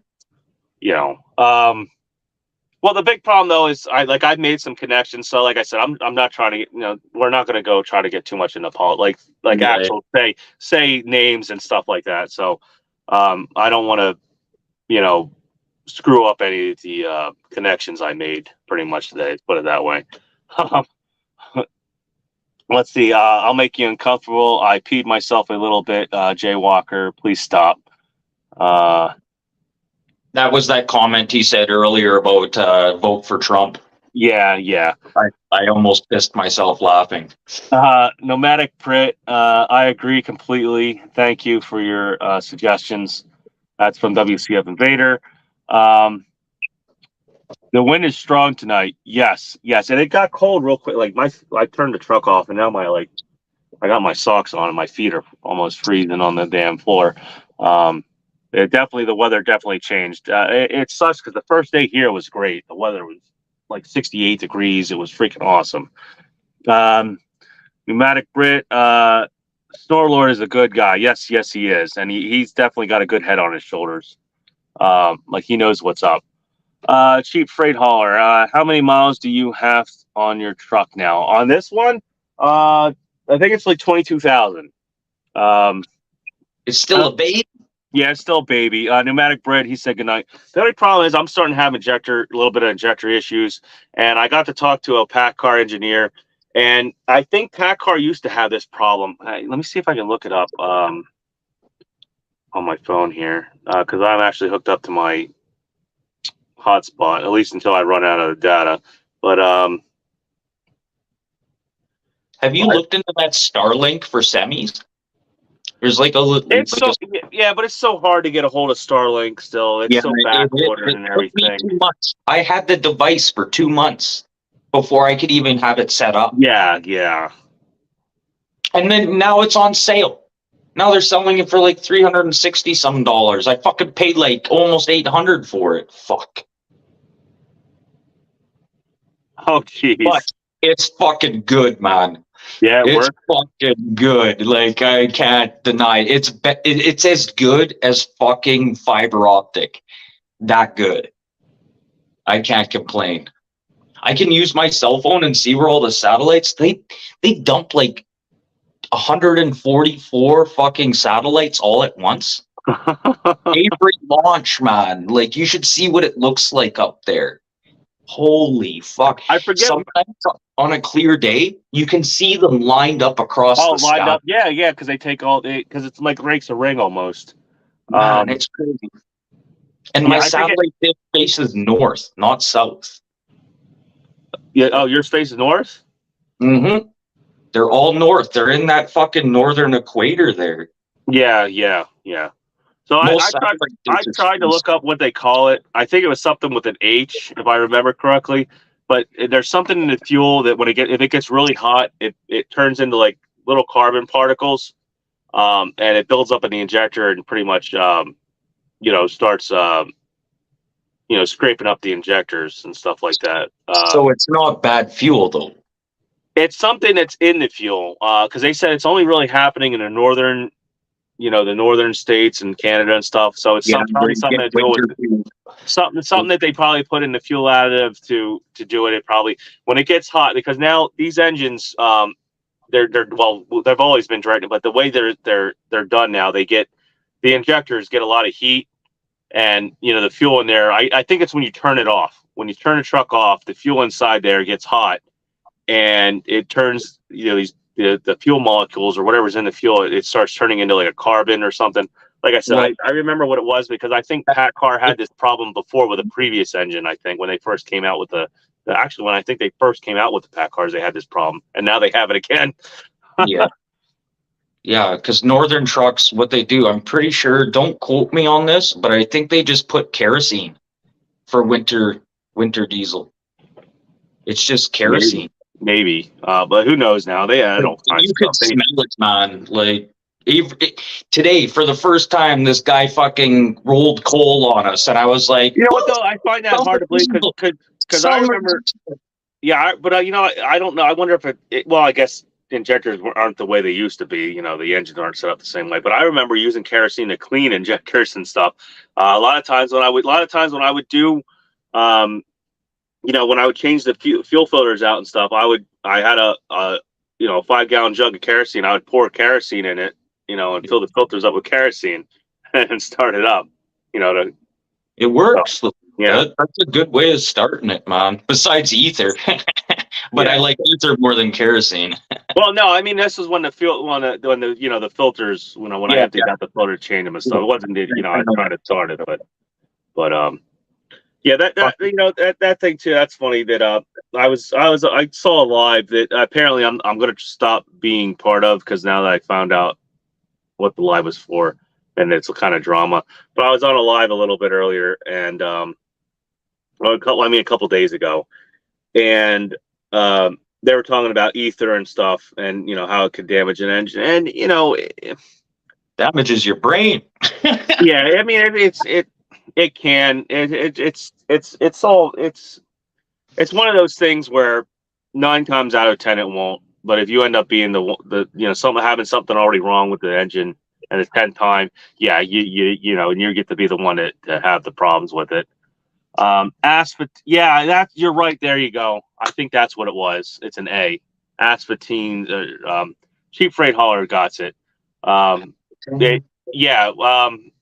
look it up right now. What the heck? Or if you already got it brought up, go ahead and put it up there, and I'll read it. I'm gonna have to spell it off you because I'm gonna butcher it if I try to do it myself. PHA. I'm not a good speller either. Oh, well, just that's one of those words that kind of. Pretty much anything on the periodic table I can spell. Which is amazing. I don't know how the fuck I can spell that shit. And I can't fucking even barely sign my name. All right, so the acephate is a high molecular weight complex compound in the fuel that increases the fuel viscosity, surface tension, and chemical reaction rate. And I think that's what, when it gets super hot, it turns into that carbon. I think I'm pretty sure is that just typically put in winter diesel?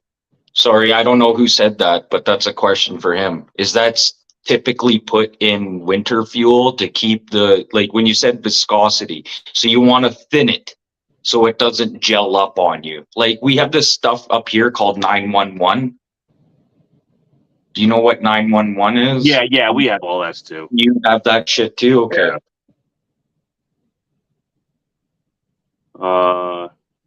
I thought it was just kerosene in the 911. They put all kinds of stuff to thin that stuff out. I'll have to look at that bottle next time. That's crazy. Yeah, I'm pretty sure that's the name I'm thinking of when I see, because I looked into that before, because I was getting a lot of my one older pack car. I was getting a lot of black gunk in the oil. I mean, in the fuel, and it didn't. I don't think, to be honest, I don't think it was. What is that? Mold. I didn't think it was the mold. You know. Yeah. I think what I think it was doing is, I think I was, either coming, because when I would come back to the yard where I was at, I had to pull a big hill to come back. Like we're talking about a 10% grade for about a mile. And So what I was thinking is, I'd come back and I would park the truck and then I would shut it off. And then the fuel, I was thinking the fuel in the injectors was getting hot, boiling inside the injector and causing that like carbon, that crap to form. And then when I would start, it would get into the whole fuel system because it would run around, and then it just kept building up. And like I said, I wish I could find an article or what I was reading about the one time, but like I said, apparently the fuel gets so hot after you shut the engine off inside the injector, that little bit of fuel, and it changes the chemical makeup of it or something, and it causes that crap to get into your fuel system. Yeah. It's almost like lighting napalm on fire. Yeah, something like that. I guess. Yeah, there's a chemical reaction that's happening on there. But that totally sounds like a fuel issue too. But you can't pick and choose where you get fuel from either. And you don't know what they're putting in it. Well, now that I got this newer truck and eventually it's gonna get some miles on it here, I think I'm gonna look into what DIY with that the guy he deals with. I think I'm gonna, or not the company he deals with, I think I'm gonna maybe try to buy some products from them. Because right now, the Pack Car solution for it is Diesel Clean. Key and they're, I just tell them what dealer that I'm gonna deal with, and they're gonna give me boxes of this stuff to pour in the into the tanks to try to keep it clean. And so far I was doing that on my own. Now I just started doing that on myself anyway. I thought that was kind of funny. Is it helping at all though? Huh? Does it help? Well, I mean, I think it might have helped. I haven't heard it, but then again, it hasn't been that cold lately either too. So I haven't heard it lately. But I guess we'll as time goes on, we'll see. I guess what it's going to do. I got to change the filters out in it anyway. I got to get oil change for it here pretty soon. So that when I do that, what I used to do, like even with my International, is I would take Diesel Clean, and I would buy 3 bottles, the big gallon bottles. I'd buy and I'd put them 2 into one tank. All right. And then the last bottle, I would take and have them at the Speedco fill up the filters, and then I would just keep the rest of it and pour it in the tanks later on. And I would run that. And I figured if you can't get much better than clean that. More is better. But the stuff actually used to work, because I actually fed it through the injectors right out of the fuel rail. I fed it right in, and it cleaned. Seafoam. Like, really? And he's like, yeah, I swear, man. I Well, swear. I've had a Okay, you're bunch gonna of laugh. buddies So tell me. when I tried to clean my injectors the one time, and here it was actually a bad injector, like it was done mechanically. But I noticed the other injectors got better. I ran a line, from the return into a bucket, and the same thing from the fill feed line, and I put in the bucket. So I took ATF, I poured ATF in it, I poured a gallon of diesel clean in it, and I also poured 2 bottles of seafoam in it, and ran all that as one whole concoction right through it, and it cleaned up the old injectors, but I still had the The mechanical. witch's brew. The witch's brew Yeah, the is what witch's we call brew. it up Yeah, here, man. yeah. Oh, that's Yeah. hilarious. But I don't know if I would do that with a newer truck, because of the DPF. I don't know how the AT. Yeah. But I mean, it did smoke. There's I'm too many surprised. sensors. There's Well, too many sensors, it's man. not that I would be afraid it would do something with the DPF, clog it up. But I didn't really have smoke coming out the tailpipe when I did. I thought it was going to smoke like a bitch, and it didn't really, it didn't really do anything. At least out of the pipe. But it did clean. It did clean some of the old injectors. Let's see, cheap freight hauler. No, it's not in all fuel, but it's caused by the fuel being heated. Yep, heated by the engine, then returned to the tanks. Yes, and that's exactly what was going on. That makes sense. The fuel ox should work. Also, I use Hot Shot Secret. Hot Shot Secret. Apparently, yeah. I've heard the Hot Shot Secret's a little. Oh man. Oh, this B train's finally leaving. That's a sick B train. And he already went by, but here's his buddy that was parked next to him. Oh, he's got a. Oh shit! Wow. All them lights too, eh? That's That another thing. I've never understood why. That B train was really nice. Okay, I'll let that guy say get you going have out. one of those lights out on your trailer, a DOT. I don't know what you call them down in the Yeah, States. I know where you're gonna go. I know where you're gonna go with that. Pull you over because you have one of those fucking lights out. Like, see, what I think they should do. Like I said, there's somebody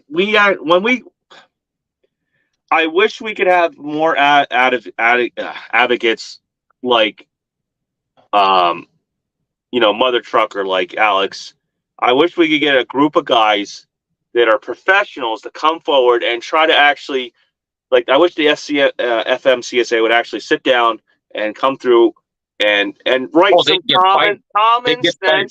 common sense laws that are black and white, that don't have, like, the whole PC fiasco is still ongoing, and just and actually be like, look, tell these other states, look, this is a federally federal commerce. There's commerce between these states.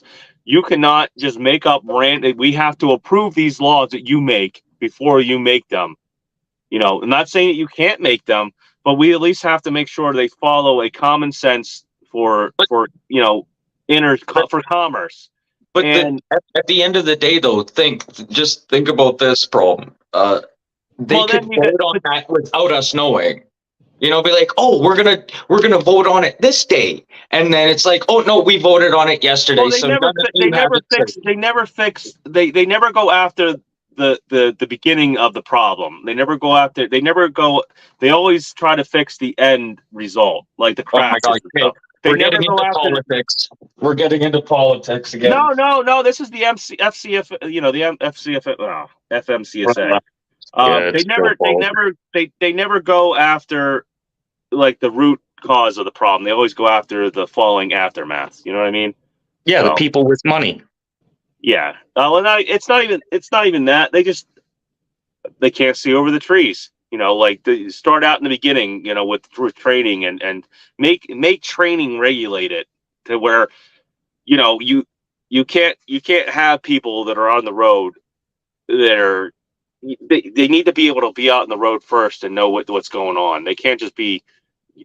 Everyone sees the crap out here, what goes on, and yet nobody. The easy solution is mandating realistic training that has an actual, a barrier that where either you pass or you fail, and after certain times, like if you're that bad, either you get better or you don't drive. One or the other. And then there's that, like, I think like flatbed securement and stuff. I think there should be an actual real training, like that should be mandated for have a real training like that. You Well, know, when you're hauling flatbed, you got to check your straps every once in a while too. You can't just assume that it's. all right. So They loosen up. They loosen up. I got talking with Two Chains, and he does a lot of heavy haul stuff, and he says lately, when the market took a crap lately here, he saw certain trucks and people get into his industry, super heavy haul industry, that have no business even being in flatbed, and yet they're trying to do pull they're pulling things with 7-axle RGNs and stuff that are well over the weight. They're driving around with excavators with the on large excavators on step decks that are over exceeding the weight, and yet they're like 20 feet high because they got the boom knuckled down, and they're driving around with this stuff. There's no business even being in it. You didn't see that before, but now you do. Now they're even getting into that, and that's the stuff that needs to stop. That's the stuff. That's why we get all these bridge hits now. That's why you hear about that now. Because before it'd be once in a while, especially with equipment. But now with equipment, we get all these giant bridge hits like nonstop now, all the time. As you can see, I'm kind of passionate a little bit about flatbed and that stuff, because that at least that in my opinion was the last niche of usually the most professional drivers. I'm not saying I knew there were some dirtbags in it, but especially the heavy haul industry. If you were a heavy hauler, You should know fucking better. Yeah, exactly. Yeah, you're usually the top of the at least somebody with brains. It gets it. You know what I mean? Yeah. But even now, that's coming under Scrutiny. Not scrutiny. It's not scrutiny. It's even that's coming under I guess invasion or attack from these Chicago carriers or whatever you want to call it. The stupid you got stuff. the Irish mob too. Yeah. Do you have Miller down there? Miller? They drive brown trucks. Oh, I don't know. They're in the garbage industry and everything. This is the Irish mob. They're fucking taking over Canada right now. Tilted. Jay Walker. Oh my God! Don't get me started on hot shot drivers. Taking up. You're probably talking about the fuel islands and stuff. The fuel. Yeah, the hot shot drivers. Yeah, the pickup trucks. That's what you're saying. The pickup trucks. I wish I got a video of it. I was picking up an equipment manufacturer over there in Pennsylvania, and the guy was trying to use, like the straps you buy from Walmart, 500, 1,000-pound straps or whatever. He was trying to use these on it was a big excavator bucket. And because that's all he had, but he didn't want to use, I don't know if he didn't want to use chains, but he did have some chains. I said, use the chains. But his chains were like pieced together and shit. It was like, and he was walking around with flip-flops on, I think he was from, Asia somewhere. We'll just say some part of Asia. So leaves a big, like I said, I don't want to get in, like I said, I don't want to be viewed as racist. I'm just trying to explain who the person was. Okay. Yeah, so we'll just leave it at that. Somewhere in Asia he was from, Asian descent. Let's see. Like I said, and he's pulling around. I would say it weighs like 5,000 pounds, and he's trying to strap it down with like Walmart straps. So you don't want that landing on your toes. Yeah, so I went over there and helped him out a little bit and stuff, but I was just like, you got to be kidding me, dude. And then you look, and some of these hot shots, they don't have DOT's numbers on them. They don't got and the one time the guy didn't have no DOT numbers on it. I was picking up for wire reels, like reels of cable. And I told the guy, he's just a driver. He could barely speak English. He didn't know. They're I wish I could have asked him, where his boss lived or whatever. For all I know, he might have been overseas, dispatching him and doing stuff, and he was driving it was an Enterprise. So they're renting Enterprise trucks and then going out there and doing this crap. And they don't have DOT numbers on, they have C numbers. They're just driving around. And the guy said his boss told him go around way stations. So he had an app on his phone to show him where way stations were. So Let's see. Hot shot secret fuel additive, not hot shot drivers. Yeah. Oh, not hot shot drivers. Okay. Well, anyway, I started talking crap about hot shot drivers. No, I'm not saying that there's not professional hot shot drivers. That's but that's you know what? I do it this way. A lot of my videos I get hate because I hate on the box truck drivers. Well, then, if you're a professional box truck driver, put out a professional box truck driver video. You know what I mean? Because when I go into these rest areas, especially like off I-95 and stuff, I see like 6 box trucks from the same company that I can't read the name of. They're falling apart and they're taking up all these parking spots. So, go Nothing buy your worse own than goddamn getting lot. jacked on the highway. I fucking fly past them when I see trucks like that and get the fuck away from that Well, truck. you come up the box trucks that look like they haven't been washed in 6 years, and they're like putting up the freaking hill, doing like 15 mile an hour, no 4-ways on, their lights hanging out by the wire and shit. And they're trying, and you can tell they're overweight. They're like sunk down, and they're trying to like haul yeah. And it's funny because I'm like, man. So I see. It's not that I don't see them once. I see them multiple times, a lot actually. Not like every day, but enough to be like, hey, why isn't DOT getting a hold of these guys all the time? You're gonna pull me over for a light. Why? I mean, DOT does get them. Like I know New Jersey when they go on down 80 and they come into New Jersey, they're on 80. I know that's usually what they've been always pulling over, box trucks and stuff. But I mean, maybe it's just that much. Maybe there's that many out there that they can't keep up. I don't know. But yeah, but why waste your time on me? Like, well, not me, but I mean you. I don't fucking do this shit. I don't want your fucking job. I don't know how the fuck you do this, man. But it's getting like that though in a lot of industries anymore. Fuck. Well, I just fucking Jaywalker, the Florida and Salt. I'm just gonna say Jaywalker because I'm. I do flatbed. Oh my god, it's so much better. Don't have to deal with all the BS and Swifty. You know Swift. You know what though? Swift. Yeah, fuck Swift. Swift is getting into flatbed. I've seen Swift flatbeds. I've seen JB Hunt doing flatbed stuff. Me. Oh my god, how many people are they going to kill? There is a billboard over in I think Carlisle, PA. That's for night. Night Swift, but they just they still kind of keep it separate. But for night to do flatbed. So yeah, that's all I have to say there. But I mean, you can go out, even you see some of this stuff on YouTube though. Now you can watch some of these guys that call themselves CEOs and stuff. They hop on, they do flatbed, and you can just look at the loads that they show, and you're like, that's well over 10,000 pounds. You should have securement on each side. I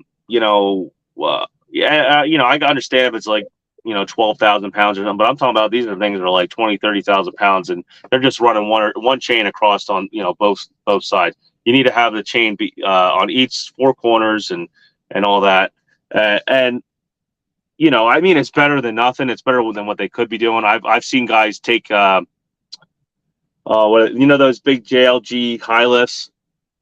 They'll take their straps and they'll just run their straps through the rail, and they'll strap them to the rail, and they'll just, I guess, try to get the strap tight around the tires. And it's funny is when they do run it through the rub rail instead of running it through. Oh my gosh, is that cold? Oh, it's in my head. Anyway, instead of running it through the rounded part, I know what it's called. I don't know why it won't come out of my head. It's not a class. No. Instead of running it through the I know it's in my head too, and I can't fucking spit it out.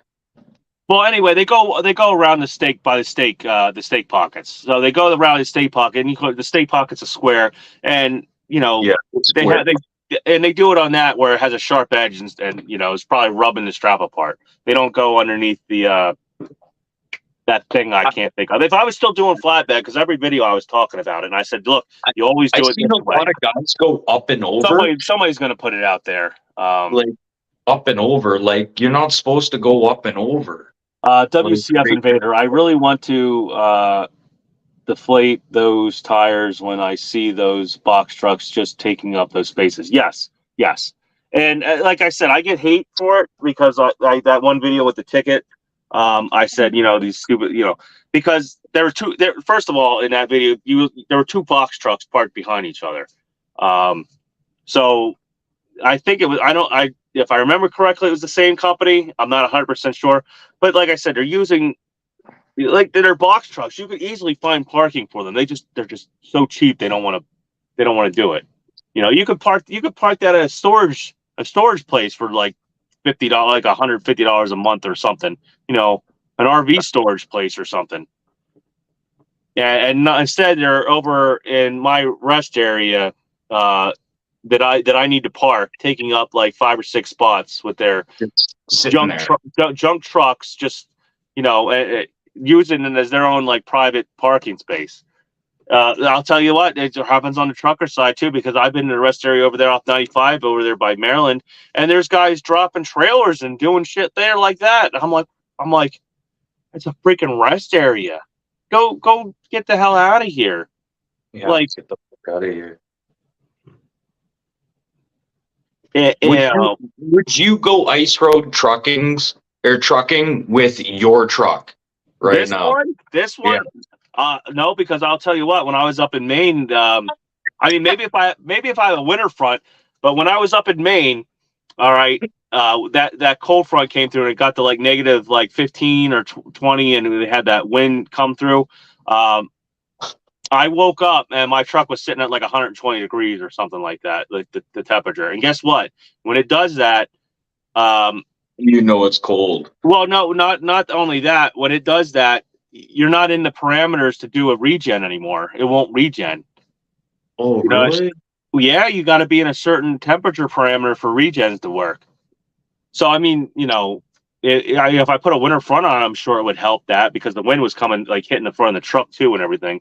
But, when you get up there, and then you also got to start worrying about your DEF lines and stuff, because there is a heater on the DEF. But that kind of and that kind of cold, I don't know like I said, Canada's a whole different ball game up there. Like, it's pretty much life or death, when you get up that way with that stuff. It's not life or death, man. Fuck, I fucking survived up here. I'm fucking 39. Well, no, I don't mean that. I mean, like, if you're in a truck and you're in the middle of nowhere and the thing takes a shit, you might not have cell service. You always know somebody. It doesn't matter if it's a stranger. I could go to my neighbor and talk to them and be like, I'm saying when you're actually out there in the wilderness, there's I don't have cell service.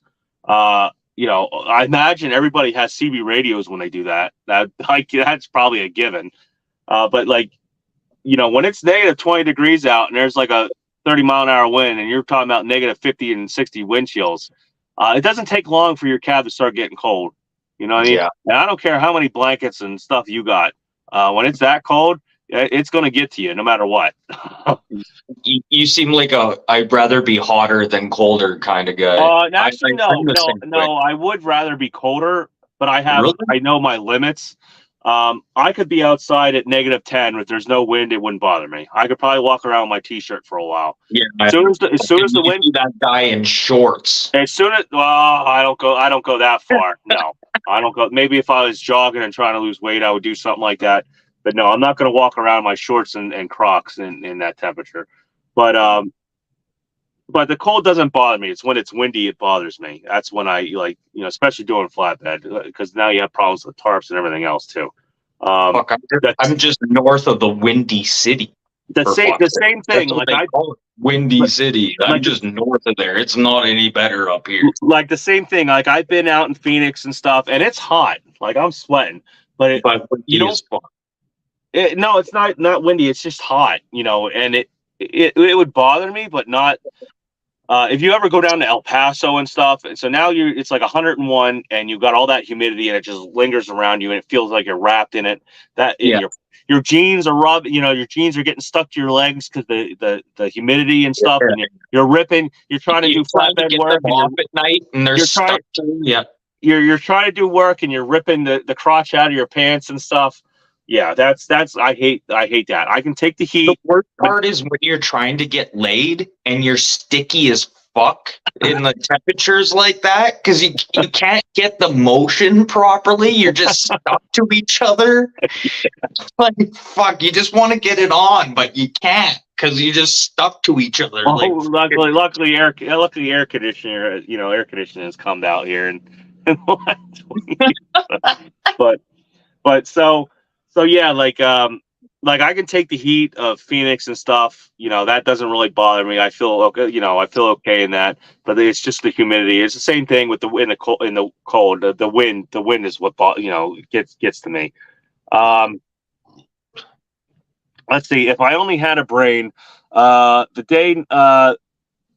day night and on JB Hunt get into hauling livestock, I'm out. Guess what? I'm pretty sure if you look around, you might see JB Hunt doing livestock because you know what I've seen JB Hunt do, which I've been amazed. I've seen them do scrap like for cars and stuff. I've seen them hauling scrap. I've seen them hauling trash. I've seen them hauling. What is it? Having to have the 48-foot trailers with the pipe racks on it, doing like pipe like out of Texas and stuff.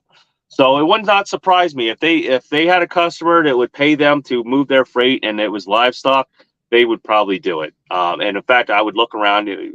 There might be a possibility JB Hunt does have a livestock hauling trailer, because what JB Hunt, like I said, we kind of stopped thinking out of the box. What JB Hunt offers their customers is a logistics service. All around logistics service. You just tell us what you're doing. We'll make the BOLs. We'll do this. We'll get everything out and we'll get out. We have our drivers. They show up. You just pay us a certain flat rate fee, what we ask, and we go do that. And that's what JB Hunt sells. They sell that the customer takes care of their stuff and JB Hunt takes care of all that. And they don't have to worry about it. I mean, shit probably still does come up, but I'm just saying that's what JB Hunt offers for a service. An all-in-one logistics service. have you ever hauled cattle? Have I ever? No. No. I took like the first time Story? ever inside of a cattle trailer was here at the show. I never even knew. I kind of knew they had dual, for when they haul It's like pigs and stuff. hauling But it But looks like the one. water has a mind of its own. But the like, one I was just in, it looks like you could haul double stack cattle. I didn't know they could haul double stack cattle. Double stack, yeah.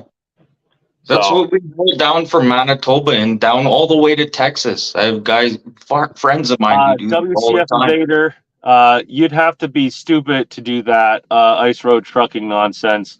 One mistake, and there goes all your equipment and maybe even your life. Here, They couldn't pay me enough. They used to pay. You know what I've been seeing? You know what I've been seeing go on with the ice road trucker lately? wheel burner. Brian. No, not wheel burner. Well, I know he does. Does he do it? He's done it, right? Yeah, he only did it a couple weeks though because we had bad conditions out here. He couldn't do it anymore. But what was it? I've been seeing. Well, and then he got fired. I'm not going to get political, but the same thing, the same flip flop wearing white Volvo driving truckers. I heard were going up there and doing that. You know what I mean? And they're not getting paid what ice road truckers used to get paid. They're watering down the. I'd like to know how much work needs to get done on his truck now after doing that, like the maintenance. Well, I mean, it depends what roads. It depends what roads you're on. Nice. I mean.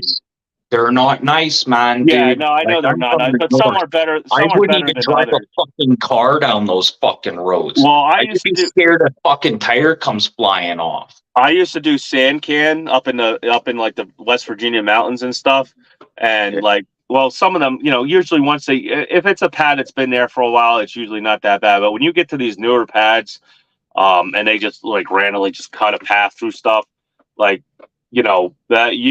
your truck gets beat up. Like it really, the bumps, you're working it because you're pulling like 15% grades, like crazy stuff. Yeah, crazy shit up there.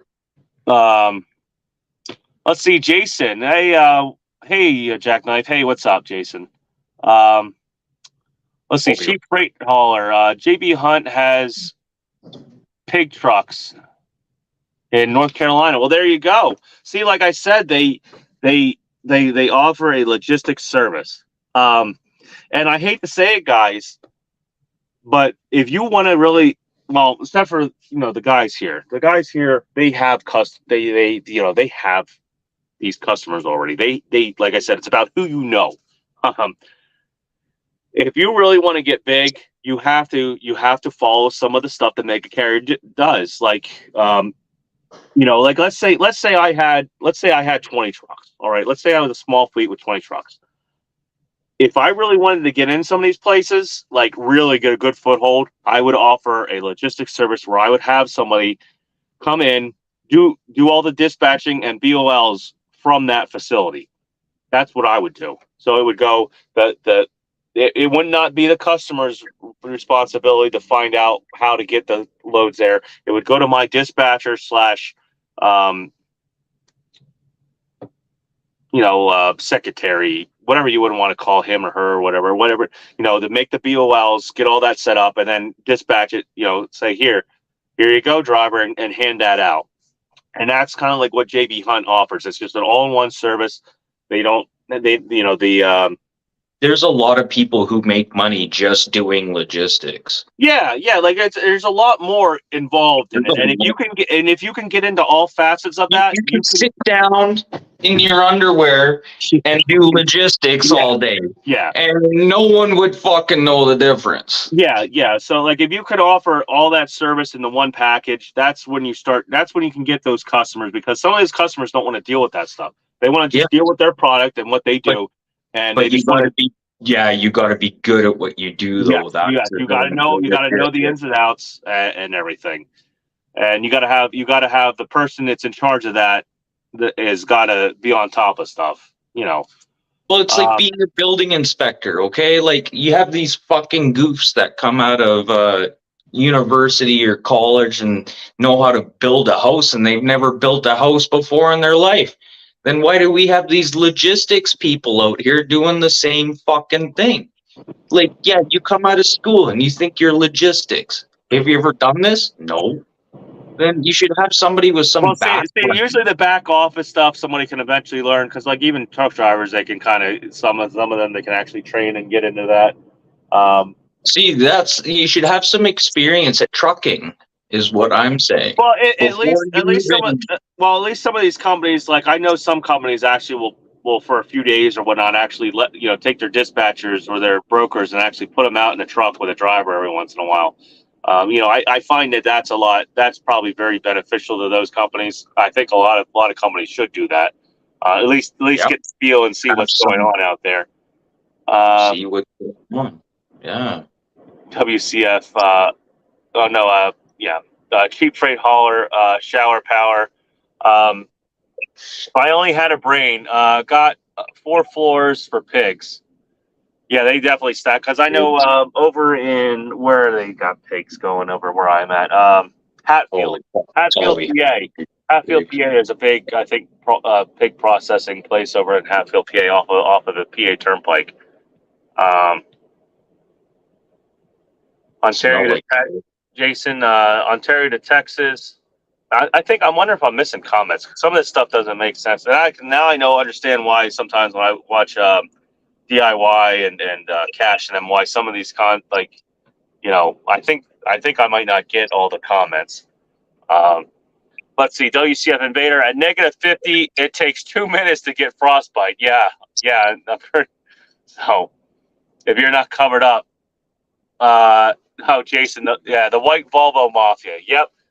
I put in fact, I got a video specifically, the white Volvo Mafia with some kind of like East European, like rap music on it.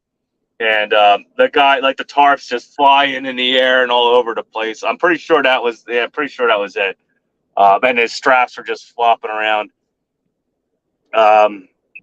Let's see.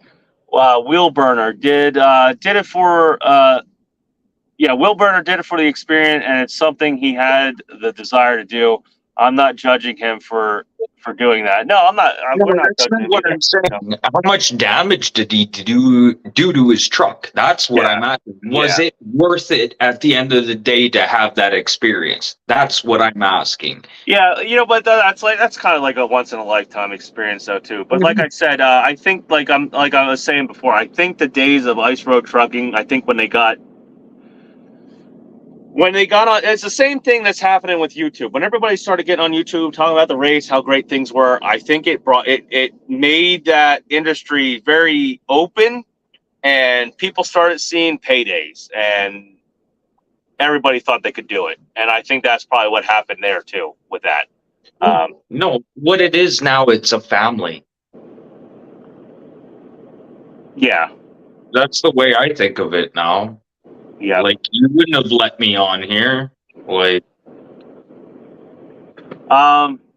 Jersey Striker, good evening, guys. Hey, yeah, good night.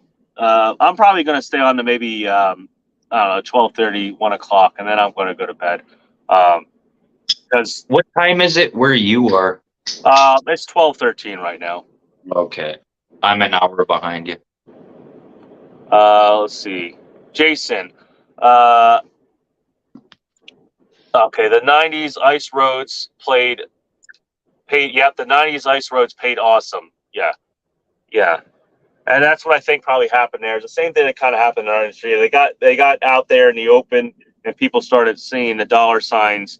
And whenever you flood any market with an excess, that was pretty nice too. That Pete, I was trying to get it, but the camera turned. But well, what they usually do here, from what I was told from past past Matt's events, is they usually all get everybody together and they do like a convoy around, because it's one big circle around the center.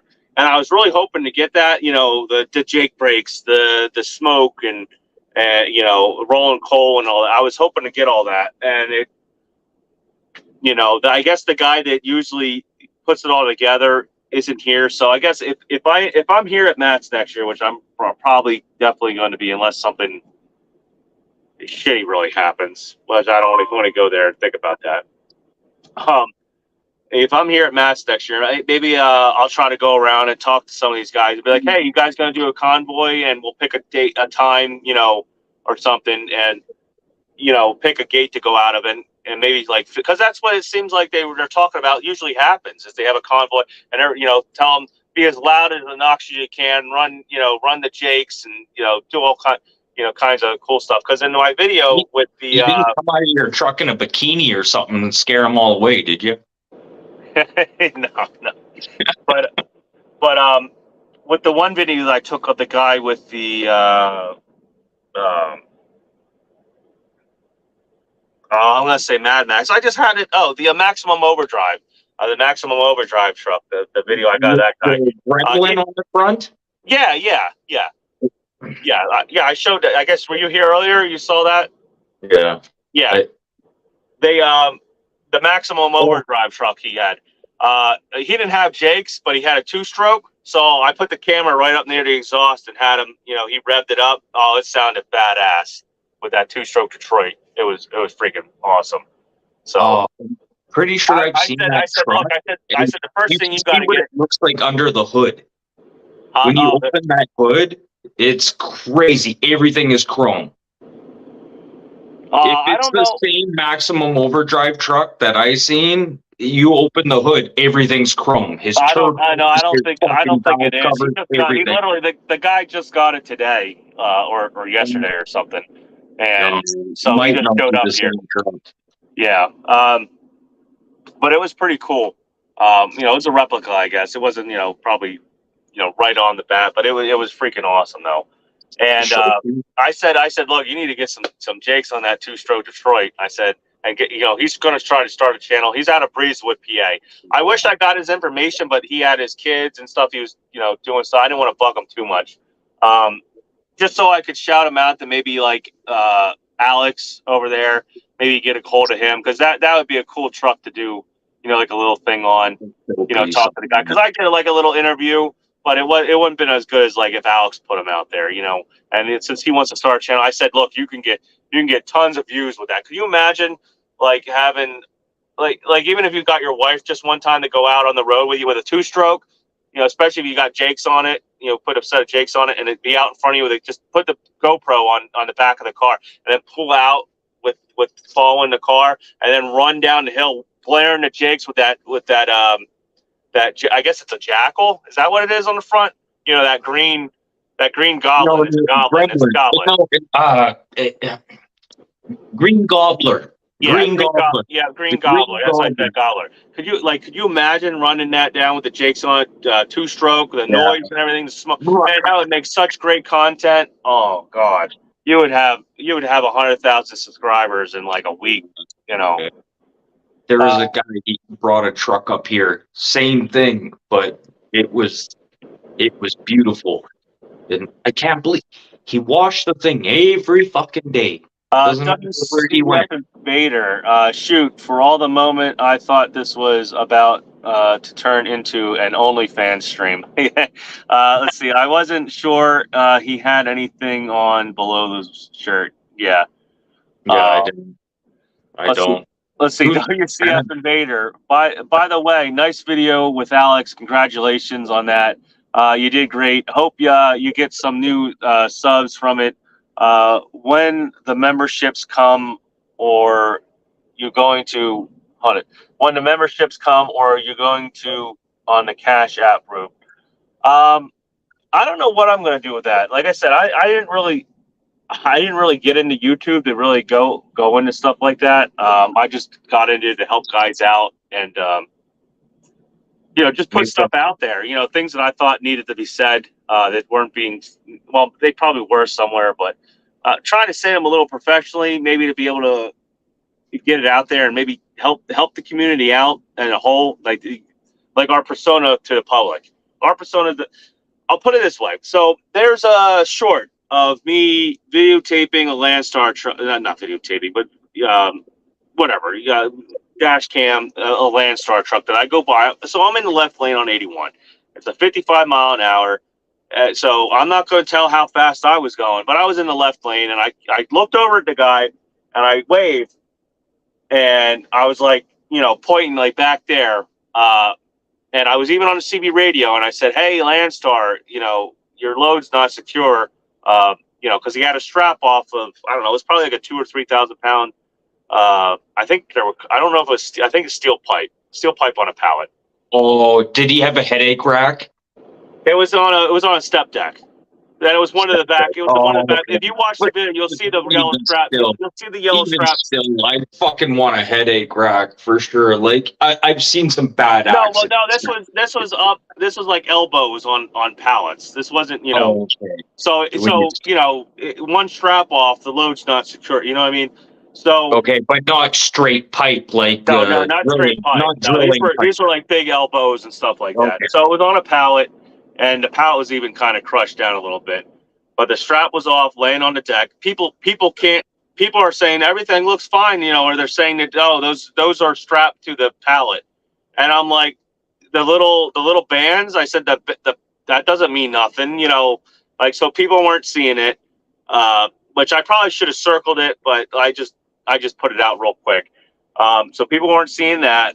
There were more people complaining that I was in the left lane with him on the dash cam videoing it than worrying about the load sliding off and killing somebody and things like, because you could easily let's say he gets off the highway, like I know for instance I know plenty of off ramps that are two lane off ramps. All right, yeah, you go down a 2-lane off ramp and that slides out and there's a car next to you and you have a 3,000 elbow piece of pipe fall into a car with a couple kids in the back. You just screw someone's life up royally.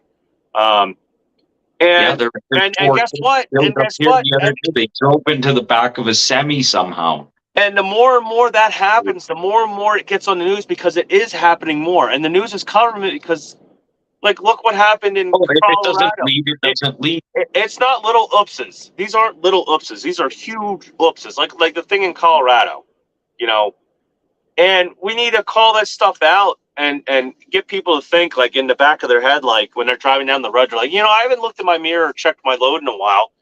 Maybe Yeah. when I go to get fuel here, maybe like when I used to get fuel and stuff, or even if I was a rest area came up in like 50 miles or something, I would stop at the rest area, take a Oh, piss, man, you gave me come out with my You gave me goosebumps. come out with my load bar, and I would go around and check my entire load. And I would make sure to, and you know what? I would also notate sometimes on some of the stuff I would haul. I would notate on the bill of lading. You know, I would notate that load not responsible for fragile load. Straps need to be secure. I would write that on. I would write that because sometimes I would get stupid stuff like cardboard boxes and stuff that they wanted me to strap, and I don't care. I'll crush them. How the fuck am I supposed to strap that shit? If it's that fragile, don't ship it like that. Because I was not going to have, because if even a piece of the cardboard box flies off and there's a trooper down the road and they see it, guess what? Oh. Guess what I get? Unsecured load ticket. Just imagine if it's somebody's windshield, right? Some novice driver, it hits their windshield and they like freak out. Like I was freaking out. I did a steel beam load, like for building, and they put the 2x4s or whatever they use, the cheap crappy wood in between. And over time, the weight of the load actually snapped the 2x4s and loosened up the straps. And just so happens when it did it, I was in Chicago traffic, and this load on the top was actually flat steel, like corrugated steel. And when I hit the brakes, it slid forward, but luckily not enough. So I pulled over, went through the whole thing, pulled all the little pieces, because there were little pieces of wood because it was broken. So that stuff can fall out. And if that stuff falls out next to a cop or hits a car, guess who's responsible? Me, Yeah. So I had to pull over. I had to keep checking that load. I had to check that load a million times. That was. Did you see that lift after that tire came off the check? Here's what guys will do. So, like especially some of the just drive like this. And they won't check their load. They won't care. They won't care about their surroundings. They don't look. They don't look down the road in front of the car that they're riding their ass. They're only looking at the car in front of them. They don't see what's going on. Let's see. WCS Invader. By the way, nice video with Al. Yeah, I just read that. Like I said, I don't know what I'm going to go do with the Cash App and all that stuff. Like I'm not trying to.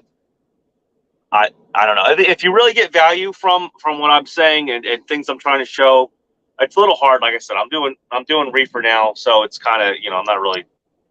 Does he have a wrench? Huh? Does he have a wrench right now? No, nobody has wrenches. Eventually, when if I get a laptop here and I start doing these with a laptop, I have a wrench. Yeah, actually, you know what? I might be able to actually give these. But no. Just be careful. I'm sorry. WCF Invader? Be careful. Don't give him a wrench. Who? And no offense, dude, but I don't like that. Don't touch that with a 10-foot pole. I'm going to tell you right now, man. All right. I haven't. I probably haven't got to the comment yet. Okay. Don't touch that fucking Cash App or anything. Don't touch that. It's no. He was saying whether or not I'm gonna put Cash Apps up so people can donate money to me. The channel. But don't touch that with a 10-foot pole. I'm telling you right now. I'm just giving you a heads up because that can create some fucking problems here, man, for you. Let's see. If I only had a brain.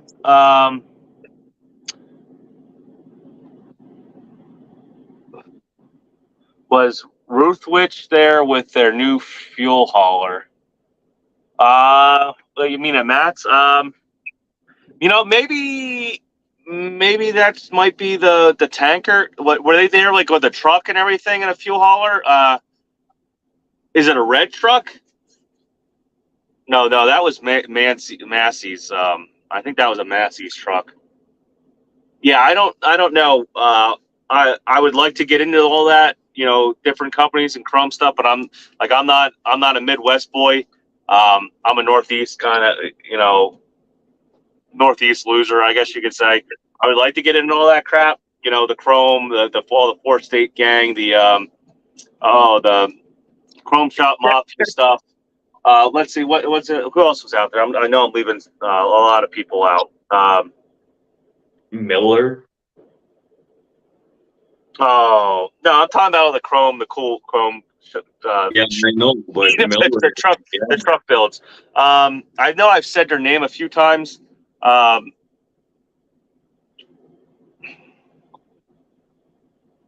Like there's so much going through my head. I'm losing track of what I'm trying to talk about. Like the Bruce, Bruce Wilson. I guess those truck builders that he's with. God, I can't believe I forgot. Semi-casual. Semi-casual is here. There's another one that let me see if I pull it up because I really want to call them out on their truck. That is an awesome RGN they had.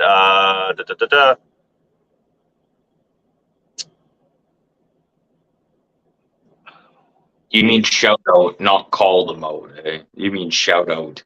Well, shout out, yeah. Well, make a Don't say call out because if you said that in jail, you'll get your ass fucking whipped. Yeah, no, I know what you mean. And don't ever call somebody a goof in jail. You will have your teeth knocked out.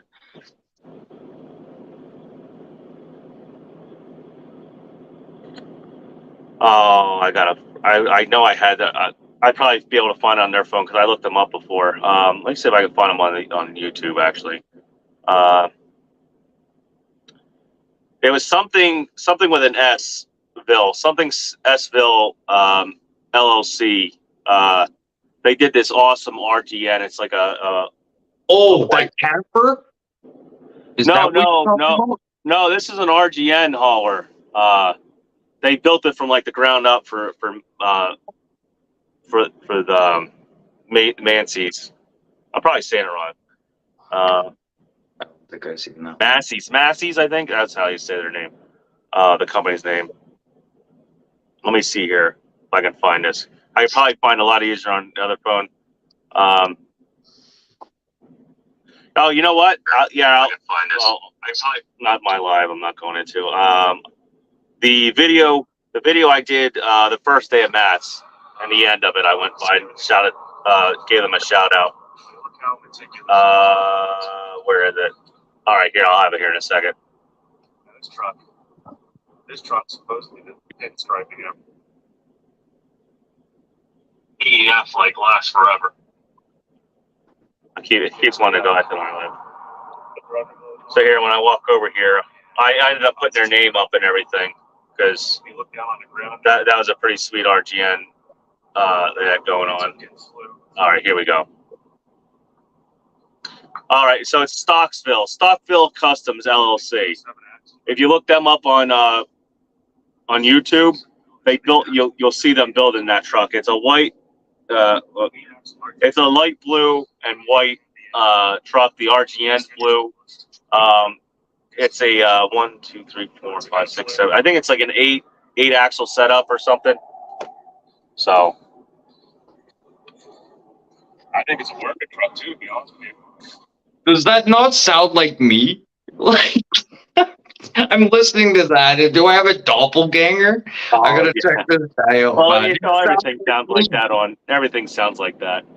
Oh man. So Stockville, it's Stockville Customs LLC, right? Did I say that? Customs. I hope I did say that right. Oh my god, that is fucking hilarious. So just check them out on YouTube. They did. You watch the whole build. They had it off. They had the cab off the frame and everything. WCF Invader. Also, did they have anything on the new? You mean the new international motor? Actually, you know what? Now looking at I might have missed a whole. This place was so big that I might have missed a whole event hall. I did not see Volvo. I didn't see international either. So I might have missed something. Either that or they weren't there. I was really hoping to see the new international engine, but from what, like, I know DIY was looking for that. I know DIY said they weren't. I'm pretty sure, almost 100% sure that international did not show up.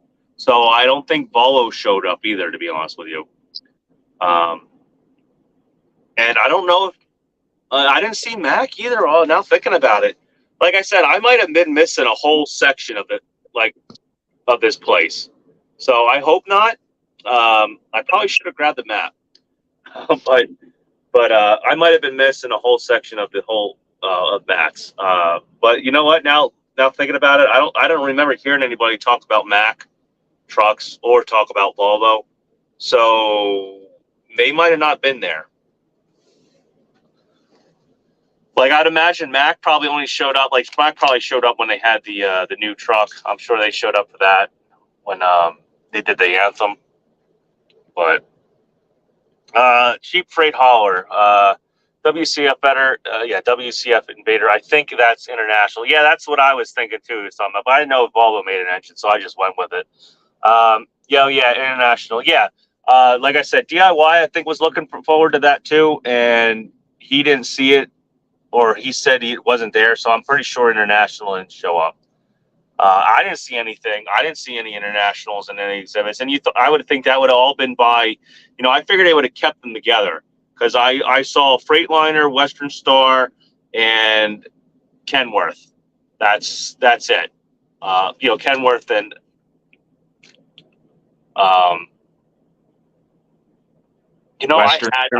I had to miss. Now thinking about it, I had to miss a whole section because I would imagine Peterbilt would have been there. Man, I hope not. Now thinking about it, that didn't even come. I didn't even think about that. Then again, I really wasn't trying to. I mean, the trucks that are there are the same trucks that were there last year. Nothing's changed. So I literally wasn't like. I have a few video of just talking about how nice the new Western Stars are, even though technically they're Cascadias and stuff. But so you're a Western Star fan, really? What's so good about them that everyone wants one? I just like how the newer ones look. That it looks, the front end's pretty badass looking on that one. That 49, I guess the 49X or whatever. I forget the classification or the model of it. Yeah, the model number. But technically, it's still like it's basically a Cascadia, really. But just the layout, the inside layout of that, because whatever Freightliner did with their layout, with the fold out Murphy bed and the seats and all that, they took what everyone liked from Volvo and they did their own thing.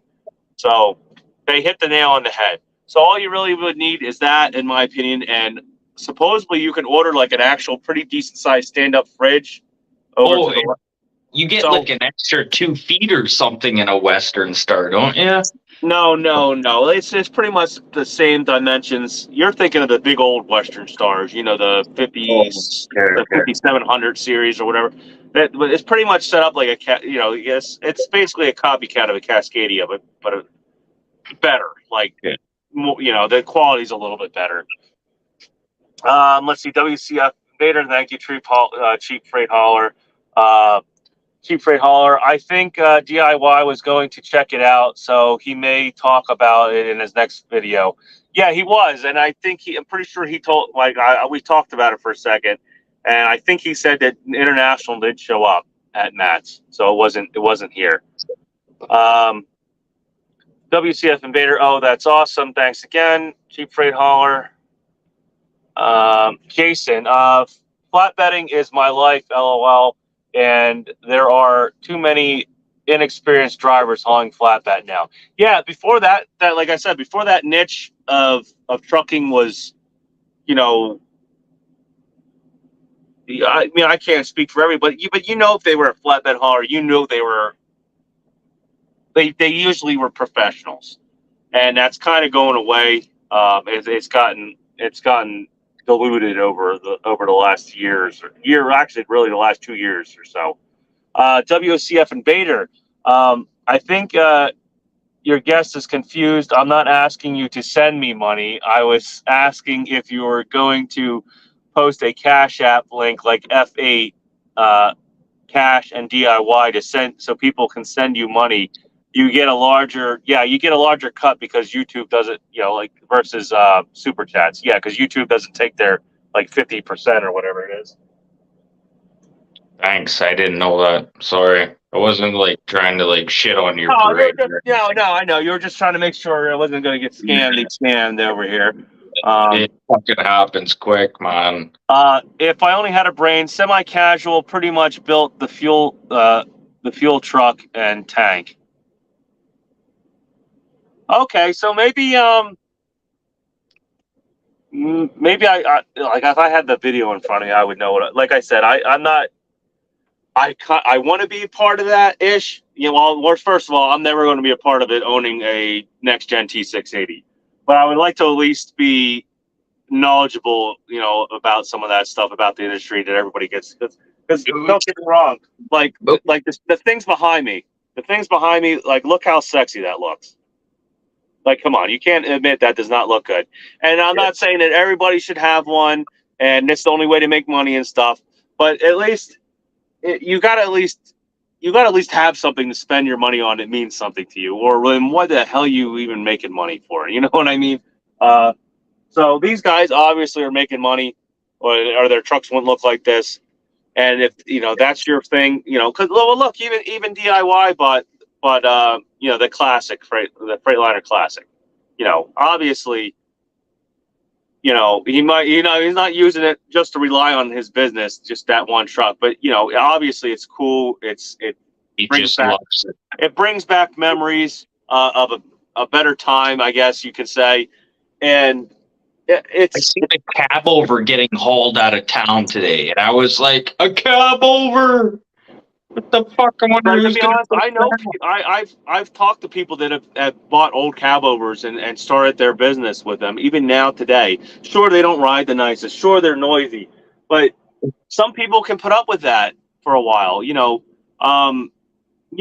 Like even me, like I'm sorry to say that I don't know if they make them, like how cars, they have they can move a valve and have straight open exhaust or muffled exhaust. Me, if I was actually using a work truck, I would try to get some setup like that. So at least when I'm hauling down the road, like for 1,000 miles, I could muffle the exhaust, or when I'm going by DOT. And then when they go by, I would pull the cable or hit the servo, and it would open. It would open it wide open. Yeah. Oh shit, eh? Oh, Stockville. Stockville. Okay. Yeah. Cheap hauler got that. And that's Massey's. And isn't that Macy's? Massey's. Yes, that's Massey's truck. Yes, they bought it from. But Stockville, I guess, is the one that built it. At least when I did when I looked at their video popped up in front of me, it said built by Stockville Customs. I'm pretty sure that was it. Like I said, if I had it on that phone, because I would have to actually, you know what? I wonder if I could go into. I wonder if I could go into my library, because I mean it wasn't that long ago. I don't know if it brings up my videos. All right, let me see if I can find it. Because I haven't been watching too many videos because I've been too busy filming. So I could maybe actually find the Stockville's video.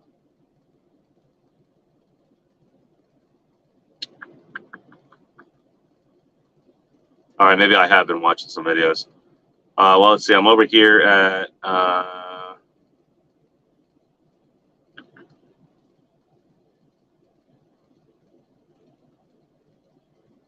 I'll get there. Oh, you know what? Here's the problem. I've been. I was showing people my videos, and then I was also showing, filling DIY in on who everyone is too. So, let me see if I can go down here.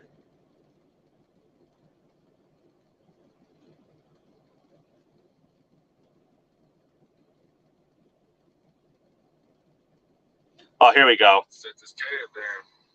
Put on the frame. Troy ain't here today, so had to fly solos. Not there is fun, but we're gonna get this frame and this cab. That's that.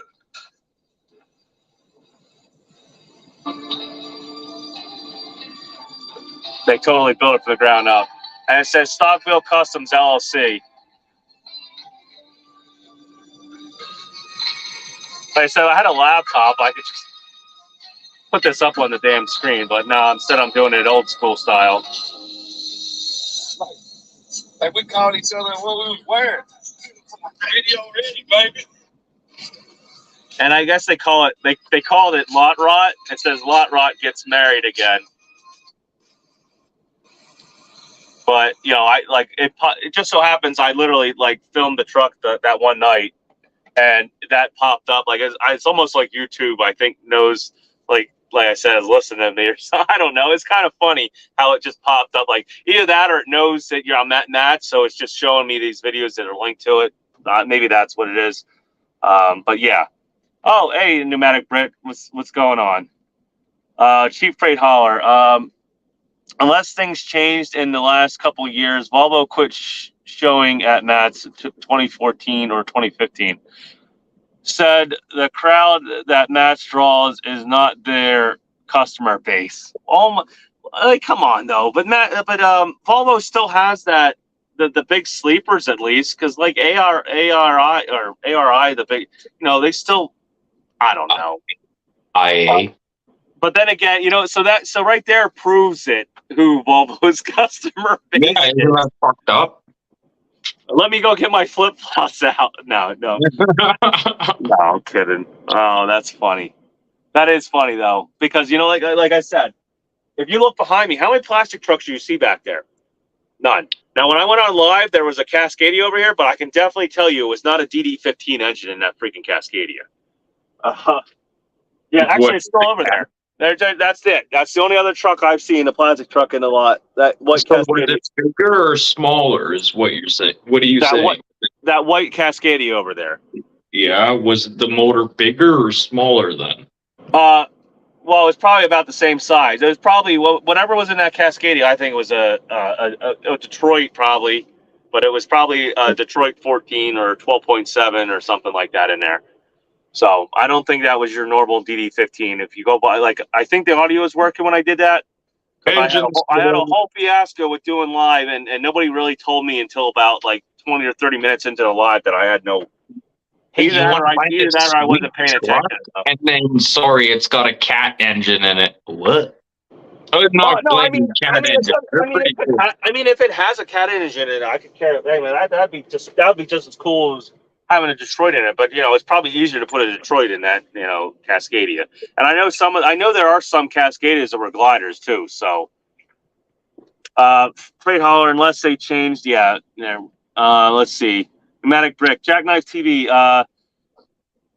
Stick to your beliefs, and you know how to avoid politics, and your channel will absolutely expand. Yes, that is 100% true. There, that thanks for having faith in me. I guess is really what it is. Pray for us. To be honest, it was funny because I was talking to DIY when I met him over here, and he started talking to me, and the thing that the ideas he was putting out and like networking and stuff, like I didn't think it would be like that. I didn't think it was I'm not saying it's easy, but I didn't think people were that open enough to be able to get into that. Really? Dude, I have buddies who do that in aerospace industry. They hire guys to work on aircraft across Canada. But I guess I just didn't think it would be that easy to not mingle, but sitting on their ass to make a fucking $180,000 a year. All right, so these other guys, I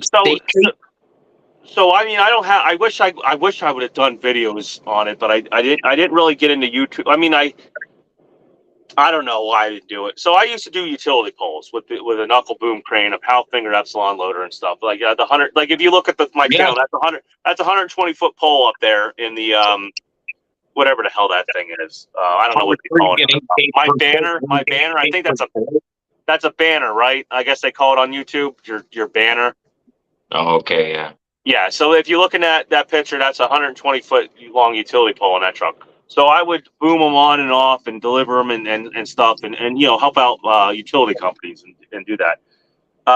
so I came up to a booth that I saw was, a name of a knuckle boom company I never heard of, but I was looking at the thing.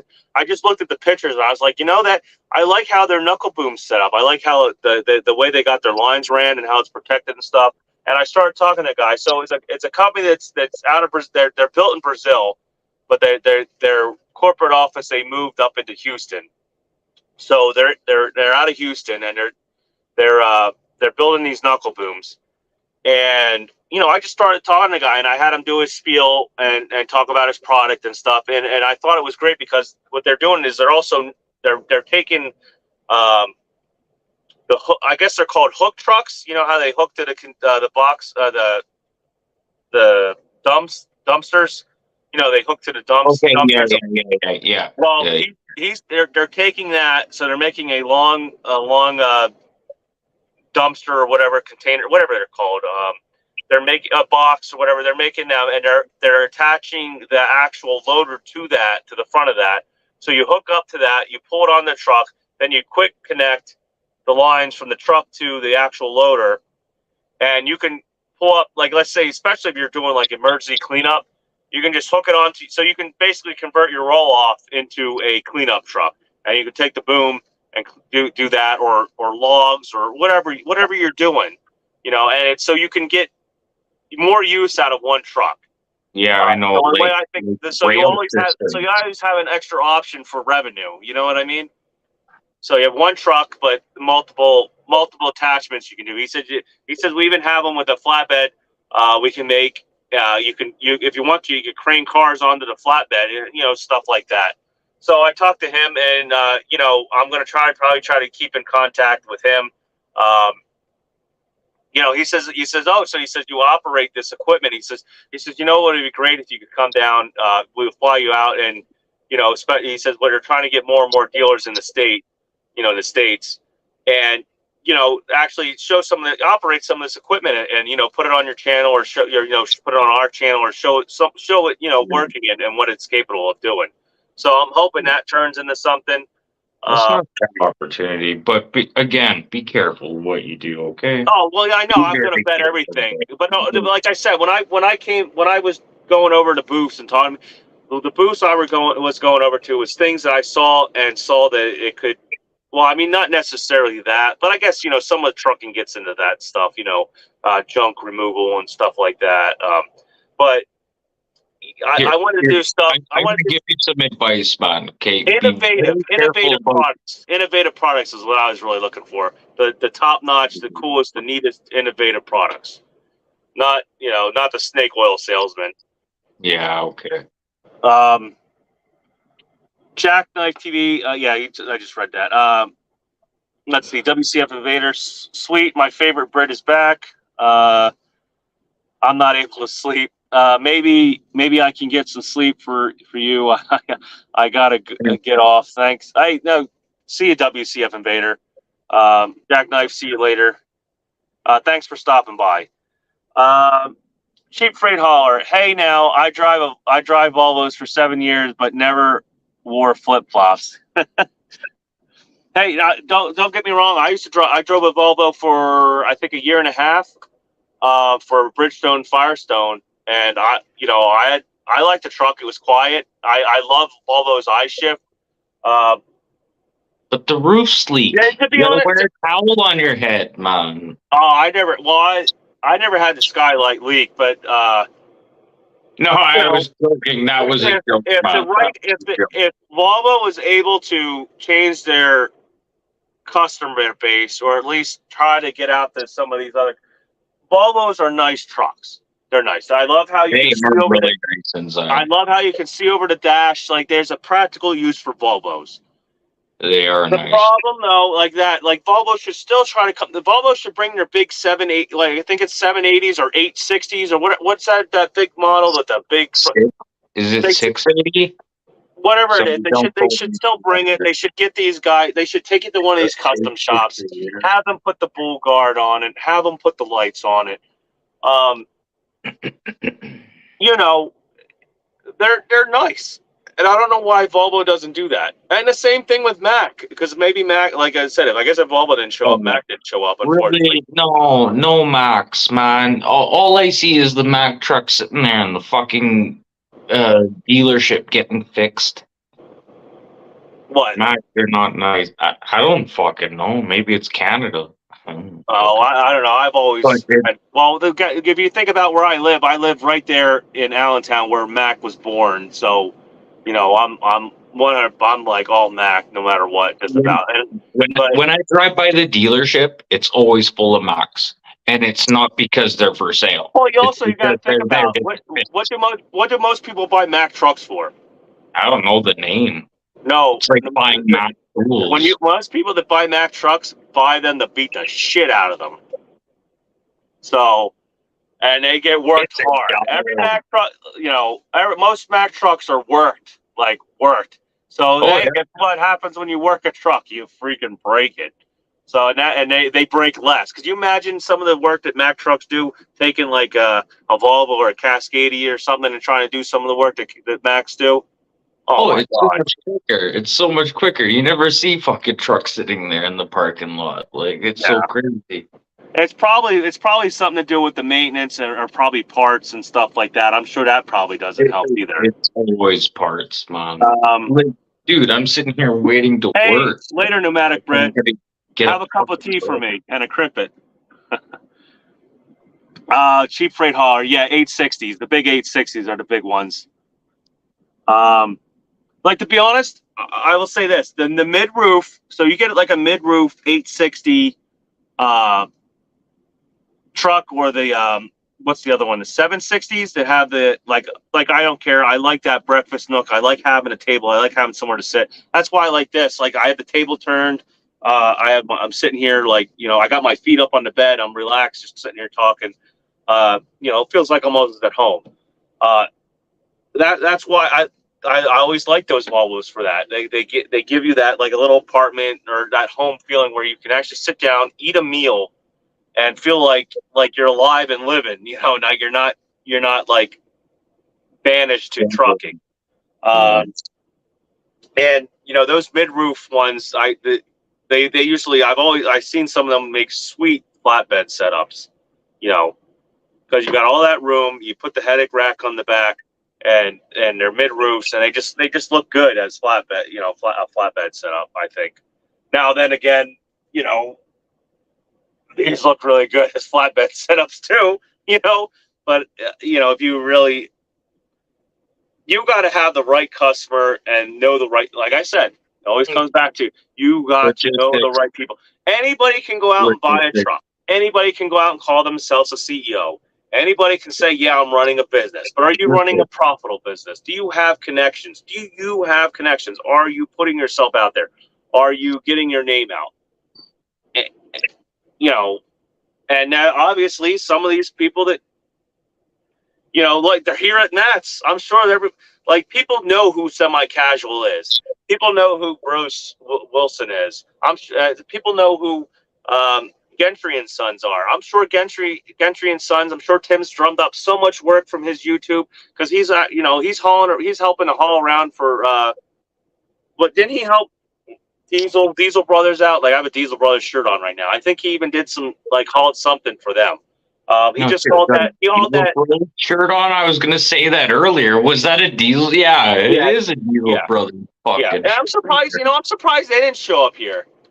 I didn't hear anybody say anything about them while I was here, so I don't think they showed up. They didn't show up, man. And I don't have the chat going on. Only thing I can see is what you're posting, because I don't want to touch buttons. But that's so funny. When they quit showing it, I'm like, we're the Diesel Brothers, because you had this.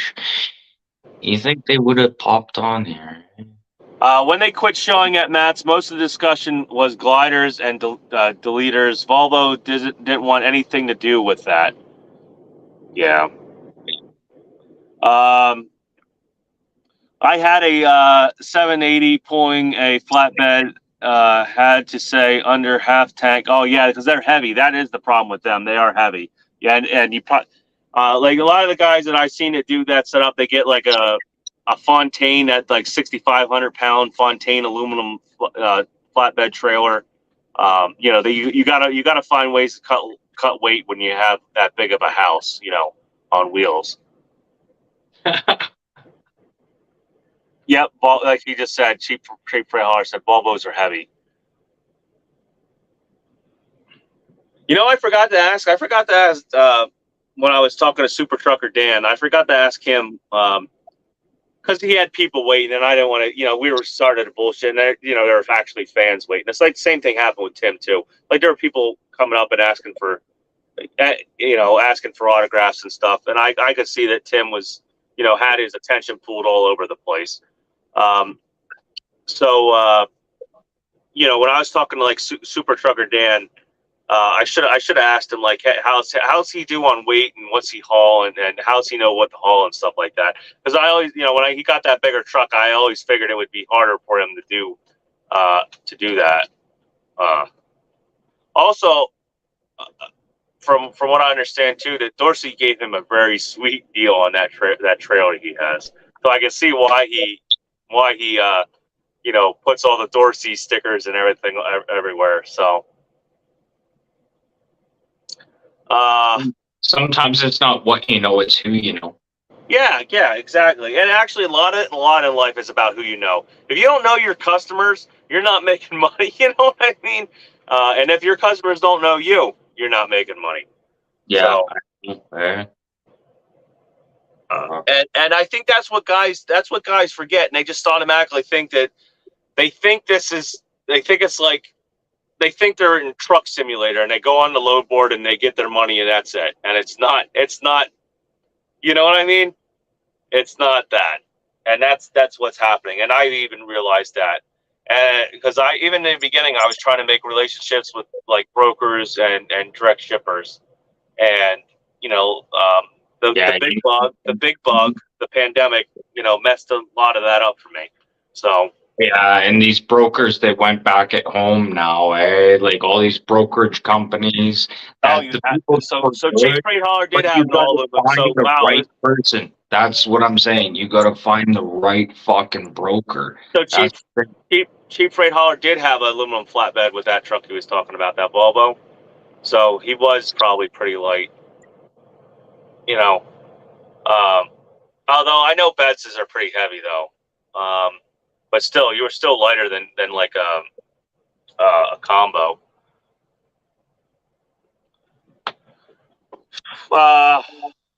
Let's see. If I only had a brain, I got a 377 with a 334-inch wheelbase, and I only weigh 1690.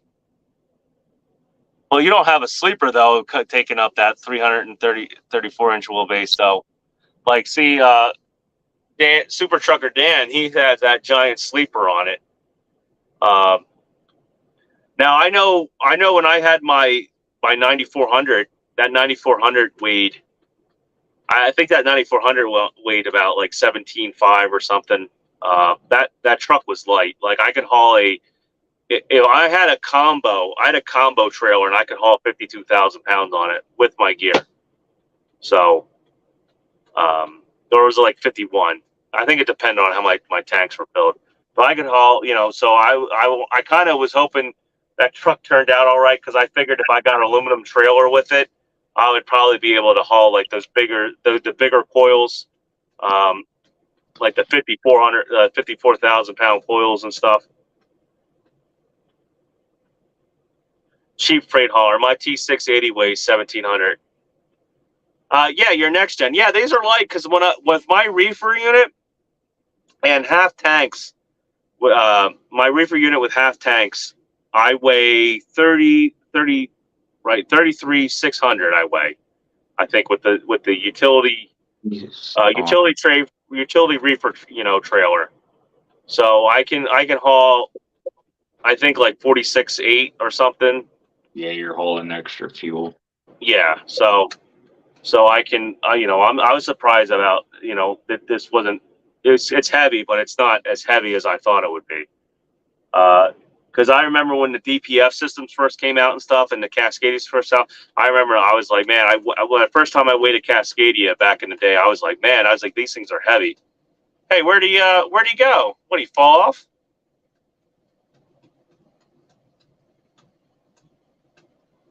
I guess I might have lost connection.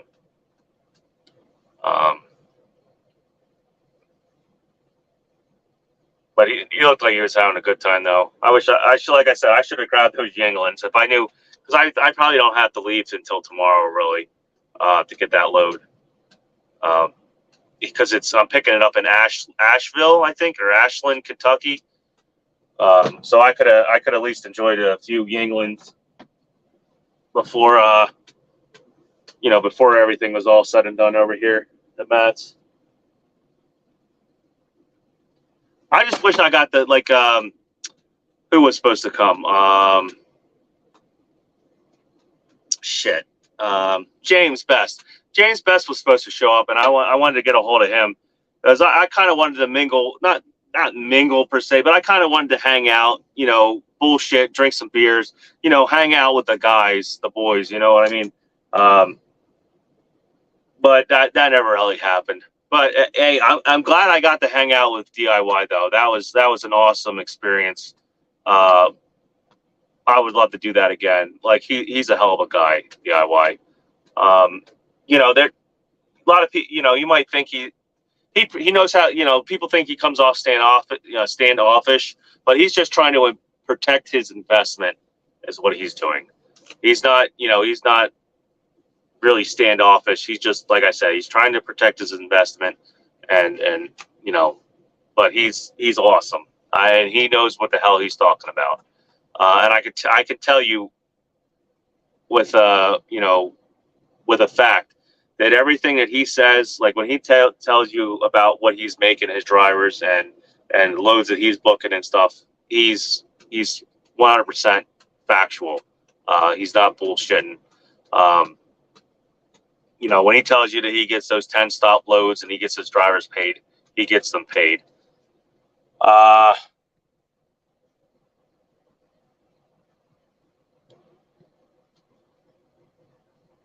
Let's see. Cheap freight hauler. Probably going to get another flatbed once nursery season is over. Yep. Man, nursery road. I mean, how you doing with? Well, I think I saw you're getting out of here. Cheap freight hauler.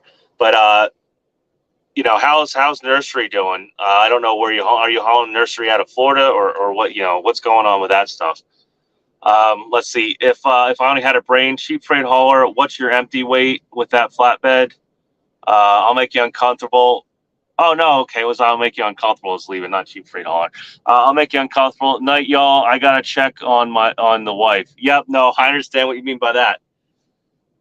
Let's see. DIY. I mean, not DIY. Cheap freight hauler. Cheap. Oh, here we go. It's moving now. Cheap freight hauler. Loose lips sink ships. Exactly. There's train tracks around here somewhere. I hit this thing and now it's crooked. I'll make you uncomfortable. I had a bad day and she had a bad day. Yeah, no, I understand what you mean. Dedicated out of Georgia. Okay. I know there's a lot of nursery stuff. There's a big nursery right there in Hazleton off of 83. That I kind of almost got into that when I was doing reefer a little bit. The problem though is I got a little cold feet when they started showing how many stops you had, and then I'm like, man, all the dirt in the trailer and washing it out and everything. I don't know. I was kind of got cold feet at, but I know some of that nursery stuff. If you can get hooked up with the right customer, you can make very good money. You just got to be able to put up with the work, really.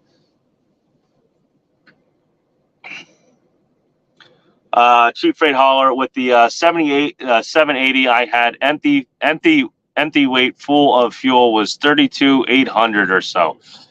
Yeah, that's pretty heavy. I think with my 9400, I don't know if it was full tanks. I think I weighed with my equipment and flatbed. I think I weighed like 27,000 or 28,000 with my 9400. Like I said, that thing was like, featherweight.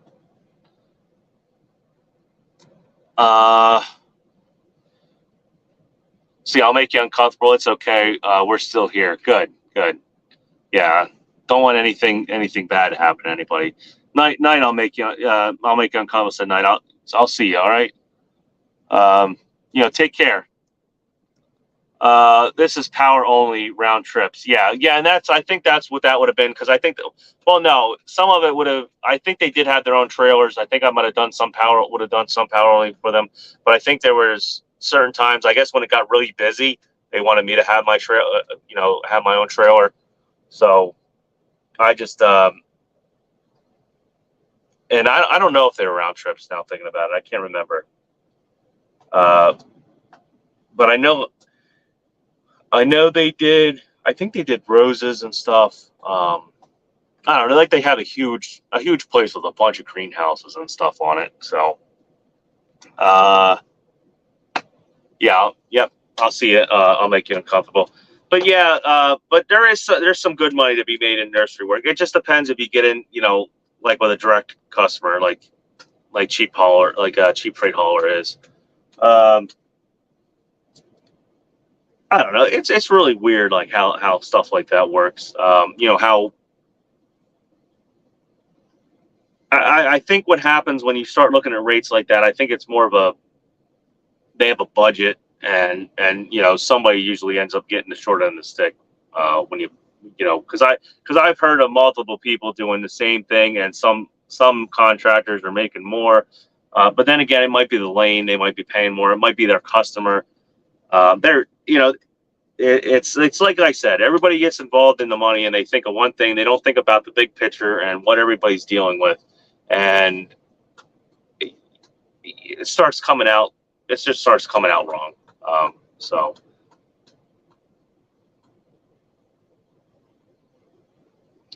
Okay, for me to hop on for a minute. Yeah, you can hop on. Like, shit, I don't care. No, I'll pretty much take anybody on, even somebody that came on, like, even if I had a troll, even decide to come on here, depending on what he's saying, I would at least let him go for a little bit, and unless he just got into, like, just total nonsense. But I like a I like mic drop moments. You know what I mean? I kind of like that stuff, like to tell it how it is. So anybody's welcome to come on here. So, yeah, I was gonna say I pinned it in YouTube, so it should be right there.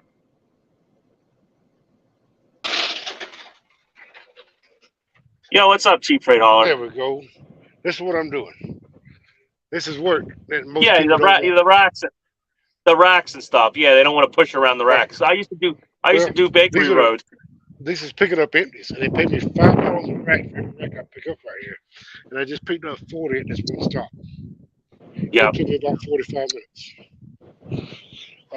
So yeah, the rate per mile is not necessarily the greatest, but this makes up for it. It's there. It's not, every day that you got to load. Yeah, well, I mean, this is 6 stops. They pay round trip, all miles. I picked up this trailer loaded, and I'll take it back and drop it empty and pick up another loaded trailer. Yeah, I used to do that for Bimbo Bakery, something like that, where I pick up the baskets and everything. Yeah. Yeah, but I mean, it's their trailer, all lease maintained with a lift gate. Pretty neat. Just a lot of work. A lot of people don't want. A lot of people just want to hit the dock.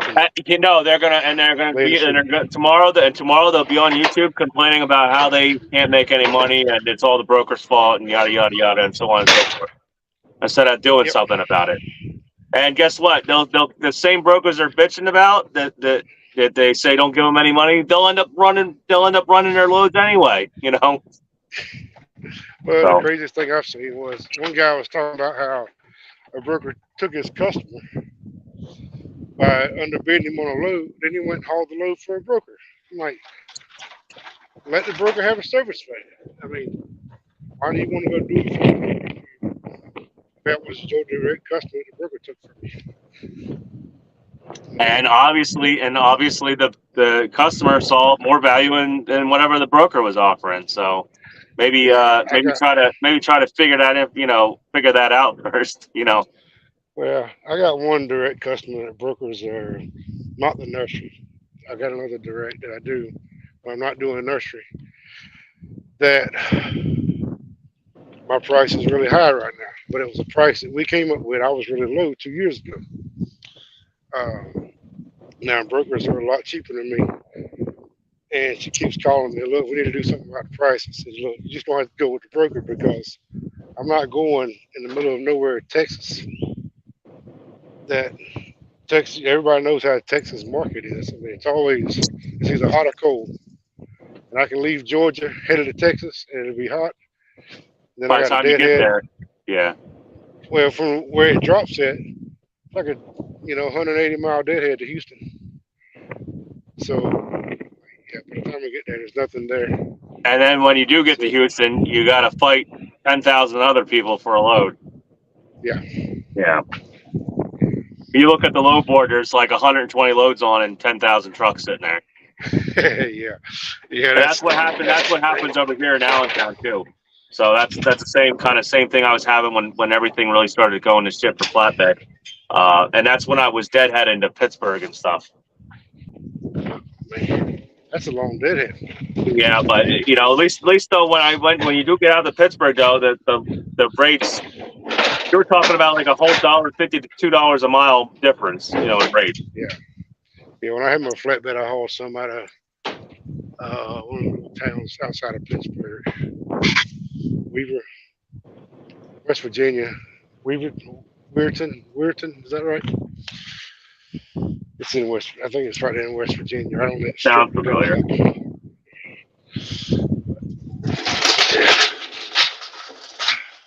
No, I just wanted to jump in for a minute. Yeah, explain what you're doing and stuff. Yeah, but you're right though. There's guys that they won't go above and beyond. They'll bitch. They'll spend tons of time bitching and no time actually trying to find a solution to their problem. You know what I mean? Yeah. That's how that goes. So, they always say, if you do what everybody else is doing, you won't make any money. But that, like I said, they'll bitch about me being in the hammer lane, but they totally forget the fact that the guy doesn't have the load secure and it's going to fall off and kill somebody. Yeah, I put up some videos on my channel. I don't put up too much just because of the stuff like that. Monday morning quarterbackers always complaining. They're pointing out everything you're doing wrong. Yeah, pretty much. Whatever they're doing is wrong. I'm not saying he was wrong for being in the left lane. I'm just saying they're going to point out everything. They'll find some way to weasel out of responsibility. Oh yeah. Yeah. They do it when I put up the videos about trash all over the place. Oh well, that might have came here, it might have been there. I'm like, come on, yeah. I'm like, pee bottles fucking flew in the sky from three. Who else is fucking pissing in bottles? Yeah. I'm cursing again. I gotta watch that. But that really like that. The trash and the pee bottle things and the human excrement, that really just grinds my gears like no end. So I don't understand it. I mean, you see people doing it, and then you see possibly the same people or they complain about reserved parking. You guys, everybody, we've done it to ourselves. Reserved parking, all the stuff that Walmart kicking us out of the parking lots. Just everything we've done to ourselves. If I only had a brain, he says, I'm sure glad cattle hauling doesn't deal with brokers. And I'm pretty sure, I think cattle hauling only either deals with the direct farmer or the livestock yards. Yeah. And grain hauling is a lot different. See, I had a flatbed. I had it. That's why I set my whole business up on to be a flatbed driver. Well, 7 months into it, I had a wreck. told him a truck, told him a flatbed. That was right at January 2020. So when I bought another truck, I bought it in February. A friend of mine got me on this nursery thing, and I didn't buy another trailer right away, and then that's when all the rates took a dive. Then I Yeah. got a deal on a dry van, and I started pulling dry van, and it was fun when the rates were great. Now the rates are back to normal. I'm done with it. I'm done sitting for 7 hours at a dock waiting for somebody to unload some potato chips. Yeah. Dry van's almost poverty money now. So I really want to get back. After having that wreck, man, I was nervous about getting another flatbed, but it's been 3 years, so it's time to do it again. It's time to do what I enjoy doing. Well, that and it's usually flatbed always brought better money. So, but like I said, a lot of people have gotten into flatbed that normally never got into it, and I think they're messing it up a little bit. Yeah, well, I never hauled flatbed. I went and bought one. Okay. If I only had a brain, he says we deal only with the buyers. Okay. Yeah. That's almost like boat hauling. Boat hauling's a little bit like that too. Yep. I had a cousin. He still has one cow truck, but he mostly just runs van stuff. Now he's gotten older, and at one time he had 5 trucks hauling cows. He loved it, but I think when the mad cow disease hit early 2000s, it really done a number to a lot of the cattle. Yeah, I'm a little worried about the chicken flu and all that. The bird flu crap a little bit here that's been going on. I was like, that doesn't affect what I'm doing here. Yeah. I think a lot of times it's just stuff they spread to make people scared.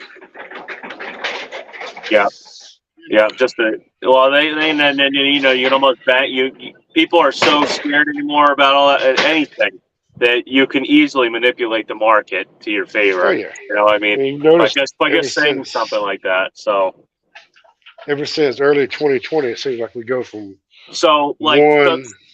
So for an example, from what I heard from a farmer that does chicken, so like let's say you end up getting one chicken in one shed, one chicken shed that has a bird flu. They will kill every bird you have, every bird, even if they weren't in that shed or anything. Any bird that was on that farm, if one bird gets the flu, they kill them all. Even if they're, like I said, even if they were in a different barn, like 1,500 feet down, on the other side of the farm. So, yeah, it's there's a lot more going on than just that. I think it's a little bit of a manipulation of the market sometimes. Oh yeah. I mean, magically, eggs went from, I think I just paid like $3.50 for 18. But a month ago, it was $9 for 18. Yeah. So we went from $3.50 to $9 and back to $3.50 within like 2 months. It's just, well, it's and if you think about it, look at milk too. Like how much price controls involved with milk and stuff. Yeah. I just wonder what they're gonna have as the next shortage. It's funny. Yeah. When I would go out to when I worked at AFC and I did flatbed and would go out to Gary, Indiana, I would go and buy a gallon of whole milk there for like $1.20, and back home in Pennsylvania, you're looking at like for whole milk like $4.25 a gallon. Oh yeah, back in the wintertime, November, December, before I started doing this nursery stuff, I was doing a lot of Georgia and Wisconsin loads, and that's the first time I ever stopped at a Quick Trip up in Wisconsin. And the prices on their stuff, they had potatoes for like 5 pounds for $1. So how in the world are you guys doing this? I mean, it was a gas station. They normally are like 3 times the price of Walmart, and they're half the price of Walmart. Yeah. And and it was funny because Walmart has the logistics to be able to still keep those prices down too. So Oh yeah. Yeah. But yeah. Anyways, I won't stay long. I gotta get this. yeah, it's all right. I'm gonna get Don't be off a here little anyway noisy. too. I've been here almost All right. 3.5 hours, so Yeah, I'm I've been gonna watching go. most of it. I'm gonna finish the rest of my nap. You know what I mean. So Yeah. Yep. But- All right. Well, have a good evening. all right, man. Hey, it was nice talking to you. Thanks for showing you what you do and everything. That's pretty damn cool. Yeah. So Yeah. right. All right. All right, We'll I'll see see you, y'all Chief later. Freight Hauler. Okay. Bye. Later. All right, so that was Chief Freight Hauler just showing what he did. Like I said, sometimes you got to go out and do the things nobody wants to do, and that's pretty much what he's doing. He's working for his money. It's late. It's like 1:22. I'm gonna get going to bed. Like I said, I'll have to get like running out of here tomorrow, but they are done. I do have to get out of here tomorrow anyway, regardless. But yeah, what I'm trying to leave someone on. All right. Basically, if you know people or you see things, if you see something that's wrong and it's going on in trucking, say something. Call it out. Try to fix the problem. Try to educate people. We need to do something with our public image, because we're leaving the teaching aspect up to these mega carriers, up to these no name companies, and obviously it's not, well, I can't say here, but out on the road and stuff, it's not improving. Most of the guys here, I would say this is probably, I don't know personally any of these guys, but at least here people were throwing trash out. There like the one guy did say he saw something involving a piss bottle here, which is unfortunate, but majority of the people here are professionals. They go above and beyond to not trash the place, not do stuff. You know what I'm talking about. I don't. Like I said, I don't want to try to focus myself into that little niche and put myself in a corner, because that'll pretty much limit my ability to, build this channel. So, but we all know what I'm talking about. That being said, at Jackknife TV, this is Match 2023. I highly recommend, if you ever can get out here next year, to do so. At least come out here once, just to check, just to communicate and see what's going on and see what's happening in the industry. And they do put out good corporate, like good events that you can go into. You can learn something, because pretty much like the top minds are here, at least for us. Now, I know, like I said, I know there's like an ATA event and stuff like that. I mean, I don't know if you got a fleet, like, nobody with a fleet, like, separate DIY and stuff's probably watching this. But yeah, but let's try to make trucking better. Let's make trucking great again. How about that?